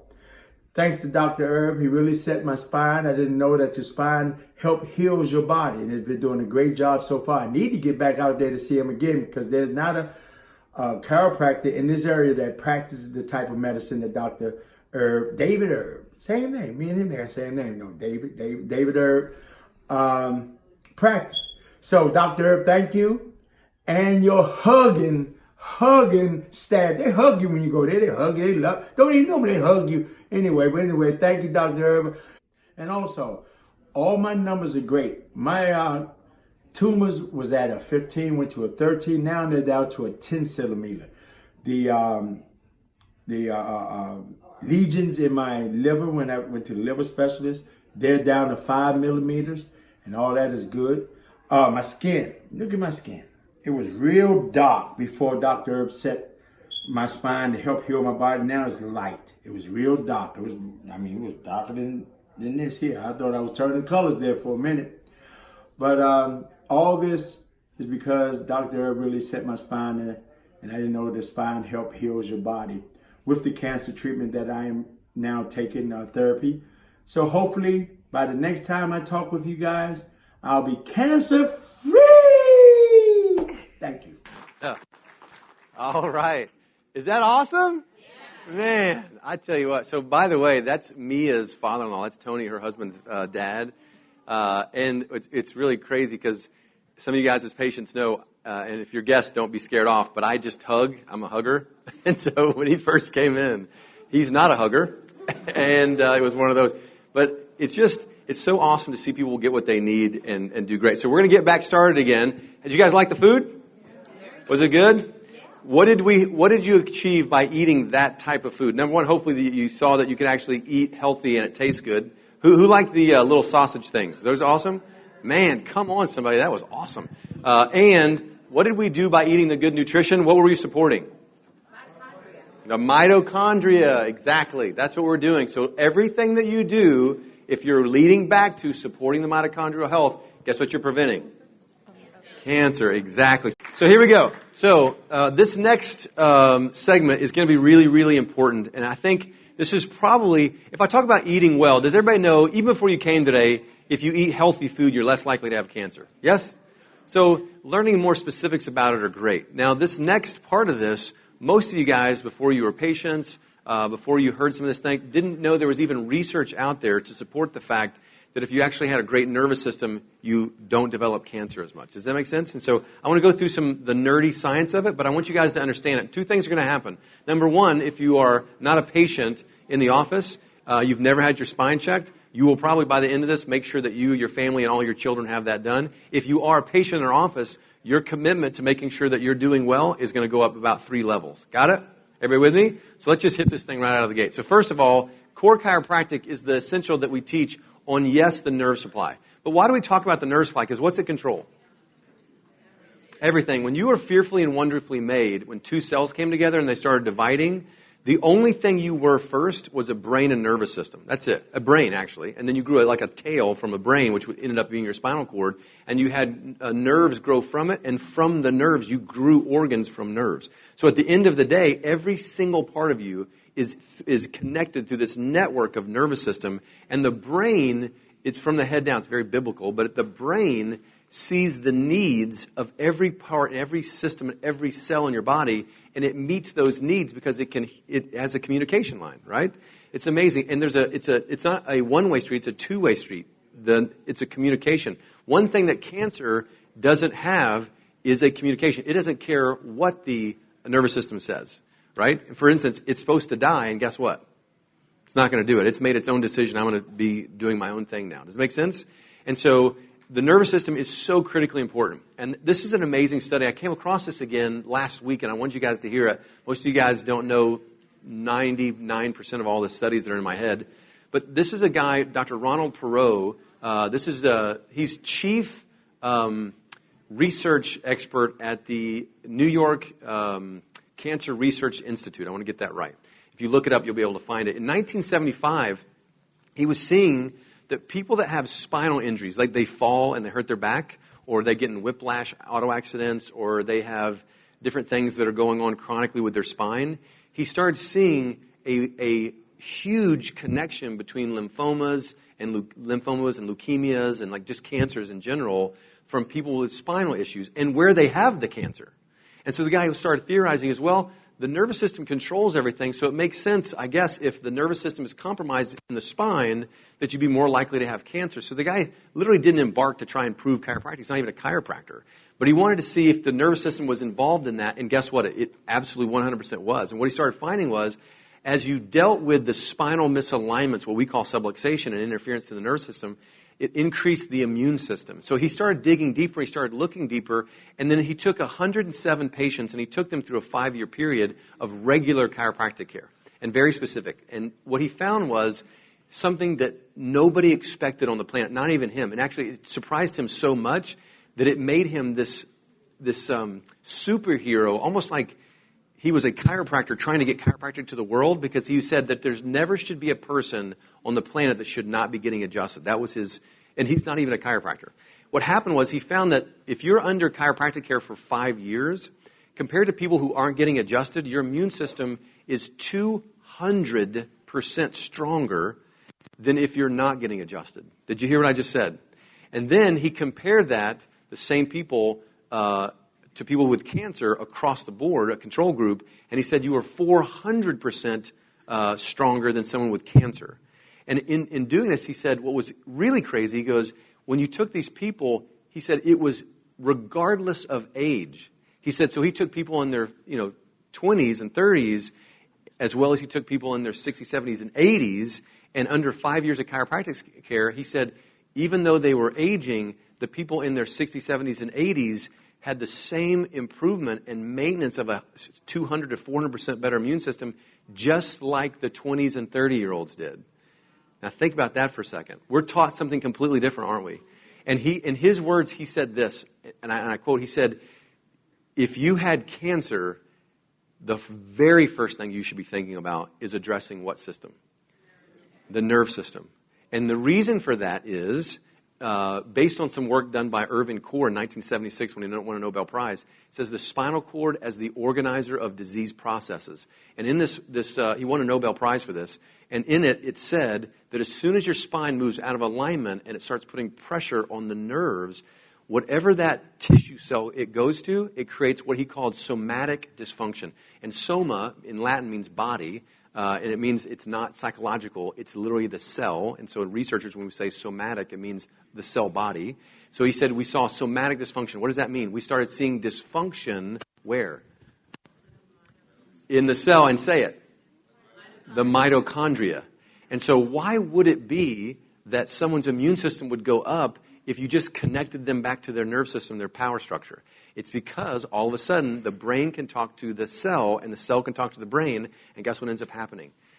Everything starts to reverse again because all of a sudden the body knows what to do. Make sense? Is that crazy? Anybody else? Anybody else nerd out? I could just get my fingers all pruny in that. Like that was just crazy. Like I had a hard time not giving that out to every single person that got adjusted this last week. However, it seems sometimes, because there are a lot of chiropractors, and I'm not here to down other chiropractors or different types of chiropractic, but 70% of chiropractors don't even take x-rays anymore, and the ones that do take x-rays generally don't take re-x-rays. And as a result of that, you've got people who are getting some spinal manipulation, and they're not getting adjustments to correct nervous system. And now 70 to 95% of all chiropractic is not to deal with removing interference from your nerve supply. It's to do what? It's just to crack your spine and help you with range of motion and pain. And although I think it might be better than drugs for sure, can you see how there'd be a difference of approach? And when you start looking at the science, can you see how there's absolute science and anatomy behind this? Like you start looking at different parts of the spine, that deals with this and like just this area right here. So we're looking at T3, lungs, bronchial tubes, pleura, chest, and breast. And I'm going to show you a couple different issues here and some stories to kind of to bring the point home. Can I do that? So let's see. So I asked some guys to help me out here. If you would grab those chairs. And then if I asked you earlier to come up, Ralph and Curtis, Amanda, you guys come up here. Come on, let's do this. I'm going to get out of the way. You guys bring those up. I like when we get to actually have fun and have real things. So don't give me like a double-blind study. Give me somebody. Right there. And then Curtis, why don't you sit here? And then Ralph, why don't you sit there? Man, you come around this side. Right there. I won't make you jump, girl. Good. I get to between all, and I'm going to scoot this chair back a little bit. Good. Come on back. And then good to go. All right. Can I get a round of applause for volunteers? Whoop, whoop. All right. So let me walk this through, okay? Because what I want you to get is that I don't want you to get any more like just study stuff. I know that I thrive on that. But a lot of you guys look like you're doing this. When I start talking about studies, you kind of glaze over a little bit. And so let's just get real. So just so you know, all three of these guys are patients in the office. And these are real things, and I got their permission to talk about their cases before we got up there. Yes, I'm going to go ahead and embarrass them anyway, but I got their permission, so that's okay. But let's just, without using specific for them, let's just talk about, like just in general. How many people have low back pain, on the planet Earth? A lot. Would you say it's pretty common, right? So people have low back pain. So Ralph, running down the road, doing his thing. We're all busy. Raise your hand if you're busy, right? So some back pain. So you'll do some things that are home managed, like you put a little heat on there. Some of you guys don't realize the absolute dangers of taking Tylenol or non-steroidal anti-inflammatories. Actually, 50% of all the heart attacks that happen in the United States today actually were caused by non-steroidal anti-inflammatories. You took it today and you had a heart attack. Right, so we're not talking about heart disease today, but can you see how there's some dangers to this? Actually, they're related to cancers too. But so let's just say that he's just taking a Aleve or a Tylenol or something like this, and he's getting by, right? And he goes from maybe 30s having back pain once a year, once every other year, to 40s a little bit more, 50s a little bit more, and he's in his 40s now, but whatever. He's having some back pain. You are getting younger, so now watch. What he has not been told, and what you have possibly not been told until you met me, and guess here, this is your big moment, is that intrinsically linked to his low back, those nerve supplies go out from there and attach to what? Everything down there, right? And so he goes along, and maybe he goes in for his yearly, and he tells his doctor, hey, I'm feeling some pressure, and you know what, maybe I have to get up and get out of bed once or twice at night to go back to the bathroom. And guess what the doctor's going to say? That's just what happens when what? When you get a little older. Well, that was stereo. That was pretty good. I didn't even plan that. That was awesome. Now watch, though. What he's not thinking about and what his doctor's not thinking about is, yes, it's common to have those symptoms when you're in your 40s, 50s, or whatever. However, he's had back pain, right? Which we're talking about interference to that nerve supply. And maybe he even did see a chiropractor, but what did they do? They did the flying 7. They went crank this way and then crank that way, and it didn't actually correct the nerve supply, just helped with some range of motion. So Ralph calls me one day and to come in, right? Now I want to just kind of walk through this, and that's actually where he was at. So occasional low back pain, but he didn't come in for low back pain. So I'm just want to just hit this. So tell me, so what was going on when you first came in? Well, my PSA had elevated some, and the doctor told me I had prostate cancer. They did a biopsy. And they were wanting to, one suggested take my prostate out. Yeah. And that was not an option. No, it was not an option. So can you see how getting up at night is a really first early sign of prostate hypertrophy, right? I was getting up twice at night. Twice at night. To use the restroom. Right. So he comes in. So you came in the office. What did we find? I didn't have nerve communication to my prostate area. Yeah. And so we began the process of adjusting him. And I love him, and I want him to feel great. I really do love this guy, by the way. It's hard for me to not just hug him when he's sitting up here. Likewise. So, good. And so we, man, I got kind of emotional right there just for a second. Don't do that. I'm trying to do something up here. But, so, man, I just totally wanted to start crying there for a second. But anyway, so he came in, and we started adjusting him, not because his back hurt, because this man, who I really do love now, had an interference that nobody was dealing with. The doctor wasn't talking about it. His loved ones didn't know anything about it. And so he comes in, we find that interference. So we started adjusting him. We started adjusting him for the interference. You guys get that? And so I love him. And sometimes maybe you get adjusted for interference. Sometimes you might even have pain you didn't have before, right? That's correct. Yeah, so started removing interference. And there's 5 essentials in that one. Remember the 5 essentials that she showed you up there? So we started doing these things. Yep, up here. So we started doing these things. And then now what's happened since you started? Well, I get up maybe once a night, sometimes not at all. I don't have the pressure. Yep.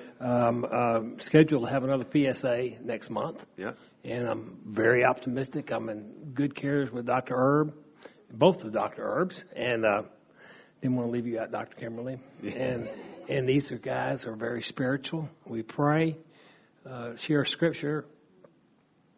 I know I'm in good hands. I wouldn't have called you up here if you were going to make me cry. So what are we seeing? So even the doctor said he's not, like, you're doing great, don't take it out. Yeah, like the doctor, they evaluated the radiologist, the doctor that does the radiation, said, let's look at this through a panel of 8 doctors in Boston. And they came back and said, no, we're not going to do anything at all. Let's wait till December. This was like 9 months ago. And so I know it's in God's hands. Yeah, amen. And so they literally wanted to take it out and start radiation. If I had listened to the first doctor, I would be a man without a prostate right now. Yeah, so it's crazy stuff. Now watch this. So first of all, what's that? Oh yeah, how far did you drive to get to the office? We have a 3-hour drive. One way, by the way. And my wife does it every week, and I do it every other week until I can retire. And then I will do it every week. And then we're going to move you into Dallas. Yes, we're going to. So now watch. So now let's. First of all, can I get a round of applause for that? That is just awesome. I love you, dude. Thank you, baby. So now I'm going to use Curtis. First of all, I don't know what it was about Curtis, but Curtis came to the office and we just hit it off. There's some people that you just hit it off. Like he's excited, I'm excited, and we get together, we're way too excited, right? Like, yes. Like we're like chest bumping and stuff in the office. But Curtis comes in after his wife came in. This is Amanda, his wife. So Curtis comes in. Now I want you to think about this. Who are the hardest people to reach? Husbands. Just so we're clear. No offense. I'm one of them, so I can talk. Yeah, thank you, Ralph. And she's going, yes, he is. And don't you make me cry either. But Curtis comes in. Now watch this. This is interesting. So Curtis comes in with low back pain, right? Now, first of all, isn't that awesome that we got a chance to remove subluxation from his low back so that he never went from here to here? Isn't that cool? But now the crazy part is, and some of you guys will attest to this as well, you came in and you found issues with your spine that were causing symptoms of other things, but you never had spinal symptoms in that area. Anybody? So Curtis comes in, and he's got back pain that's pretty severe. He's got numbness and tingling in his feet and toes, I think, something like that. Left toe? Yeah. Left foot? Yeah, so I'll put this right there. Go numb. Yeah, all the toes on my left foot would go numb if I sit longer than 5 minutes. Right. If I sneezed, I would feel pins and needles in my back. Yeah. Like every time I would sneeze. But the one thing that he was not, I don't want to speak for him, probably connecting, didn't have a lot of neck pain, but he had heart palpitations, right? So you start having a tachycardic arrhythmia, what do they start talking about? Pacemakers, beta blockers, and then they're not talking about coming up with solutions for that. Do you hear me? So he came in for what? The low back, which is cool, right? Which is awesome. But he comes in and we find a problem somewhere else. Again, asymptomatic to him. He doesn't know you had an issue. And guess what, guests? You're going to go, well, if I have a problem, I'll come see you. But you're basing it on what? How you feel. If he based everything on how his neck felt, guess what? He probably wouldn't have shown up. But he comes in, we find the issue, and we start adjusting it. How long have you been in the office? Since like August? Yeah. Right. So he comes in, we start getting it adjusted, and then what's happened to the heart palpitations? I've completely forgot about all the symptoms that I had. Yeah, it's awesome. Isn't that great? Come on, you're right. That's so good. I'm doing it. I was limited to like maybe, I was so scared to lift more than 30 or 40 pounds because I felt like my back was just going to give out at any minute. But I'm actually doing CrossFit 3 times a week now, and with no limitations whatsoever. Go, dude. That's what I'm talking about. So now watch. So now fast forward. So how long do you think I'm going to teach him how to take care of his nervous system? Forever. Now watch. Now that he knows this, when do you think he wish he would have checked his spine and got it taken care of? Years ago. Now watch. Everybody in this room that has children, what's the most valuable thing your children have, other than maybe you and the relationship with God, is their health. In fact, if you don't think so, have one of your kids lose their health. Guess what you'll pay? Anything and everything and all of it. Got it? And so starting with finding out what's going on with you, your spouse, and your kids in their nervous system is a priority number one. Make sense? And so now, watch this. Fast forward 5 years, 10 years, 15, 20 years, just like that study from 1975 said, guess what's going to happen to the immune system? It's going to stay where? Up. And guess what happens to somatic function, including the mitochondria? I bet there's almost nobody here before today that you got yourself adjusted. And by the way, it's not like twisting or cranking, but you got your spine lovingly adjusted and went, yes, mitochondria, boom. Right? It's just not what you think, right? But watch, same thing. Now let's go here. Watch this. Now, just like a lot of you guys, usually wives do stuff first, right? So Amanda comes in. Tell me what was going on when you first came in. Excuse me. I was having a lot of kidney issues and vertigo. Kidney issues and vertigo, and I was constantly tired. I just didn't have any get up and go, and I had a little bit of depression. Yeah, and weight loss resistance? And weight loss resistance for sure. All right, so now check this out. So how many of you ladies either work at a desk or on your phone a lot, right? Listen, I pastored a church. I want to see hands. There we go. It's like, you're like, I'm not going to raise my hand. Listen, so all of us, in fact, it's not just girls, it's guys too. So we do a lot of stuff where we're head down. And so eventually what ends up happening is you spend a lot of time, and by the way, if you've ever been in an auto accident, it's a 92% chance that you'll lose the whole curve in your neck, which stretches and strips out the spinal cord. 92% chance. In any way, shape, or form. Side, front, back, anything. So now watch this. Start stretching that spinal cord out, just losing the curve in her neck, putting a small angle in there. And now I choke off the nerves right here. What's the one endocrine organ that's in front of your neck? Thyroid, right? So we have patients that go for a decade getting their thyroid checked, and the doctor keeps saying it's within what? It's within normal ranges, and you should be functioning thyroid. Your T3, T4 ratio is fine. But guess what? If there's dysfunction going to the thyroid, can it make changes second and millisecond by millisecond for what your body needs? No. So it is dysfunctional, even if it's in ranges, if there's not a nerve supply. Some of you guys have gone through this, yes? And so she's got fatigue, she's got some depression, she's got some other issues. And so she comes in, and we start getting her adjusted. Now watch this. Am I adjusting her for depression? Some of you guys are like, I don't know, is he? What's the answer? Like this. No, I'm not adjusting her for depression. I'm not adjusting her for energy. I'm just adjusting because I know this. God made this body to be connected. Got it? And so we want to reconnect it. And so rather than just twist, and some of you guys have never wanted to go see a chiropractor, you guests, because you were scared to death because you heard all these terrible stories, right? Come on, somebody, right? So she comes in, and we begin the process of actually correcting her neck, right, through adjustments and rehab and the things that we have. We spent, I don't know, millions of dollars through research over the last several years. And in doing so, guess what? We start just gradually taking this pressure off, right? So now as we start taking this pressure off, guess what started to happen? So kind of tell us kind of what we went through. Oh. What we went through, like. So what's going on now? So what changes did you see? So I've lost 26 pounds since August, and I have so much energy. I'm not like wanting to lay down and take a nap during the day like I was before.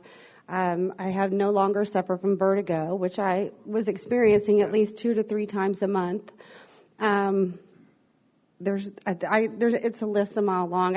I'm no longer in pain. I don't have any kidney issues. I haven't had a kidney infection since, and I was usually getting those about once a month. So that is awesome. Can I get a round of applause for that? Now, here's the thing. Now watch. Now think about this. Just these 3 individuals. Now let's start a hospital together. Now what if people came in when they had kidney issues? Which is what? It's a precursor for eventually kidney disease, right? Come on. And then guess what? That's okay because if I own the dialysis clinic, guess what? Right? It's the most money-making clinic in the world. And so have that in the clinic. If I have an oncology part of a hospital, guess what? I can buy a bag of chemotherapy for $500 and sell it for $40,000, right? And so the problem with it is, wouldn't it be awesome? Everybody just kind of visualize with me for just a second. What if we had a hospital where people that came in with kidney issues, if they needed medical care, if it's that bad, we had maybe an interim time for that, but we actually did something to find the cause and start removing it. Now, did these guys only and only do chiropractic adjustments. No, we have 5 essentials. So guess what they did? These guys were doing some ketogenic changes to their diet, yes. Doing maybe some intermittent fasting, yeah. Right? And so that changed those energy pathways, helped those mitochondria come back, increased the immune system, caused apoptosis into cancer cells they didn't even know they had, right? Especially for Ralph, right? And so all these things are happening now. Fast forward, now go to a hospital where, a guy having a cardiac issue doesn't have to go get a pacemaker. Go to a place where he doesn't get drugs, he actually gets a solution and a hug. Well, what happens when we have a hospital that the first line, if it's not life-threatening, the first line is actually doing something conservative that will help a person get back on their own again without drugs and without surgery? Is that a hospital that you'd like to support? Well, guess what? You just did by being here. But we need all the help we can get. And if you want to help, guess what you have to do? Share it. And if you're not actively living this way by taking care of your nerve supply, what are we doing? We're actually waiting for your turn to be in the medical model. And every guest here, I'm telling you, the first thing you need to do is make sure you get what checked? The nervous system, which is the spine and nervous system together. And if you have children, what am I going to tell you? You get your kids checked. So you guys are awesome. I want to hug you. In fact, I'm going to hug you here in a minute. But can I get a round of applause? You guys are good to go. Thank you. Awesome. You guys are awesome. Spectacular. I'm going to give my hug before you go. Oh, okay. Love it. Thank you. Awesome. Yeah, if you want to take him. Good. Awesome. Good. I'll give that to Rob. You're good. Thank you. Thanks, brother. You're awesome. Good. Why did I get so emotional right there? Whew. It is hormones. My hormones are getting better. I'm verklempt. Yes, you get a hug. Don't do that. So, with that said, so what's the first thing that we need to do? Well, first thing we need to do is look at what causes. So a lot of you guys will have symptoms. And as far as guests go, you don't know this is going on. You think it's just something that's just normal. It's just something you've always dealt with, so you're just going to continue to always deal with it. Does that make sense? And here's the thing. Raise your hand if you know somebody just that either needs to have their spine checked or you know they've got an issue and it's probably something going on clearly that. You see that? Everybody thinks that. And so first things first, it's like if you're in a plane and the plane's going down and the masks drop out, what do? You put what? You put your mask on first. Some of you guys are like missionaries, and you're not even doing your thing first, right? So, Good. All right, so we're going to pray it up. You guys ready? Let's do it. So, Father, thank you for today and the truth. We know that your Bible, your word says that the truth that you know shall set you free. So help us know you, God, and also help us walk out the truth about the creation that you made in the flesh that we're living in. And God, I just ask that we do that in such a way that's honoring to you, but also for so many people that are bound by their thinking and by the limitations, Father, that this world will set on people, that you break free those strongholds, that you help us reach people that are seemingly unreachable, and that every person in this room gets a surprise that somebody they didn't think that would listen actually listens. And I ask, God, that as all of us take steps, whether we're patients, we're not patients, as we all take steps towards you and how you design these bodies to function, that you take great God-sized steps towards us, and we see miracles that only manifest your presence in this world even more. So, God, we just love you and praise you. Thank you for always answering our prayers and coming to our rescue. We pray all these things in Jesus' name. Amen. Amen. All right. Love you guys.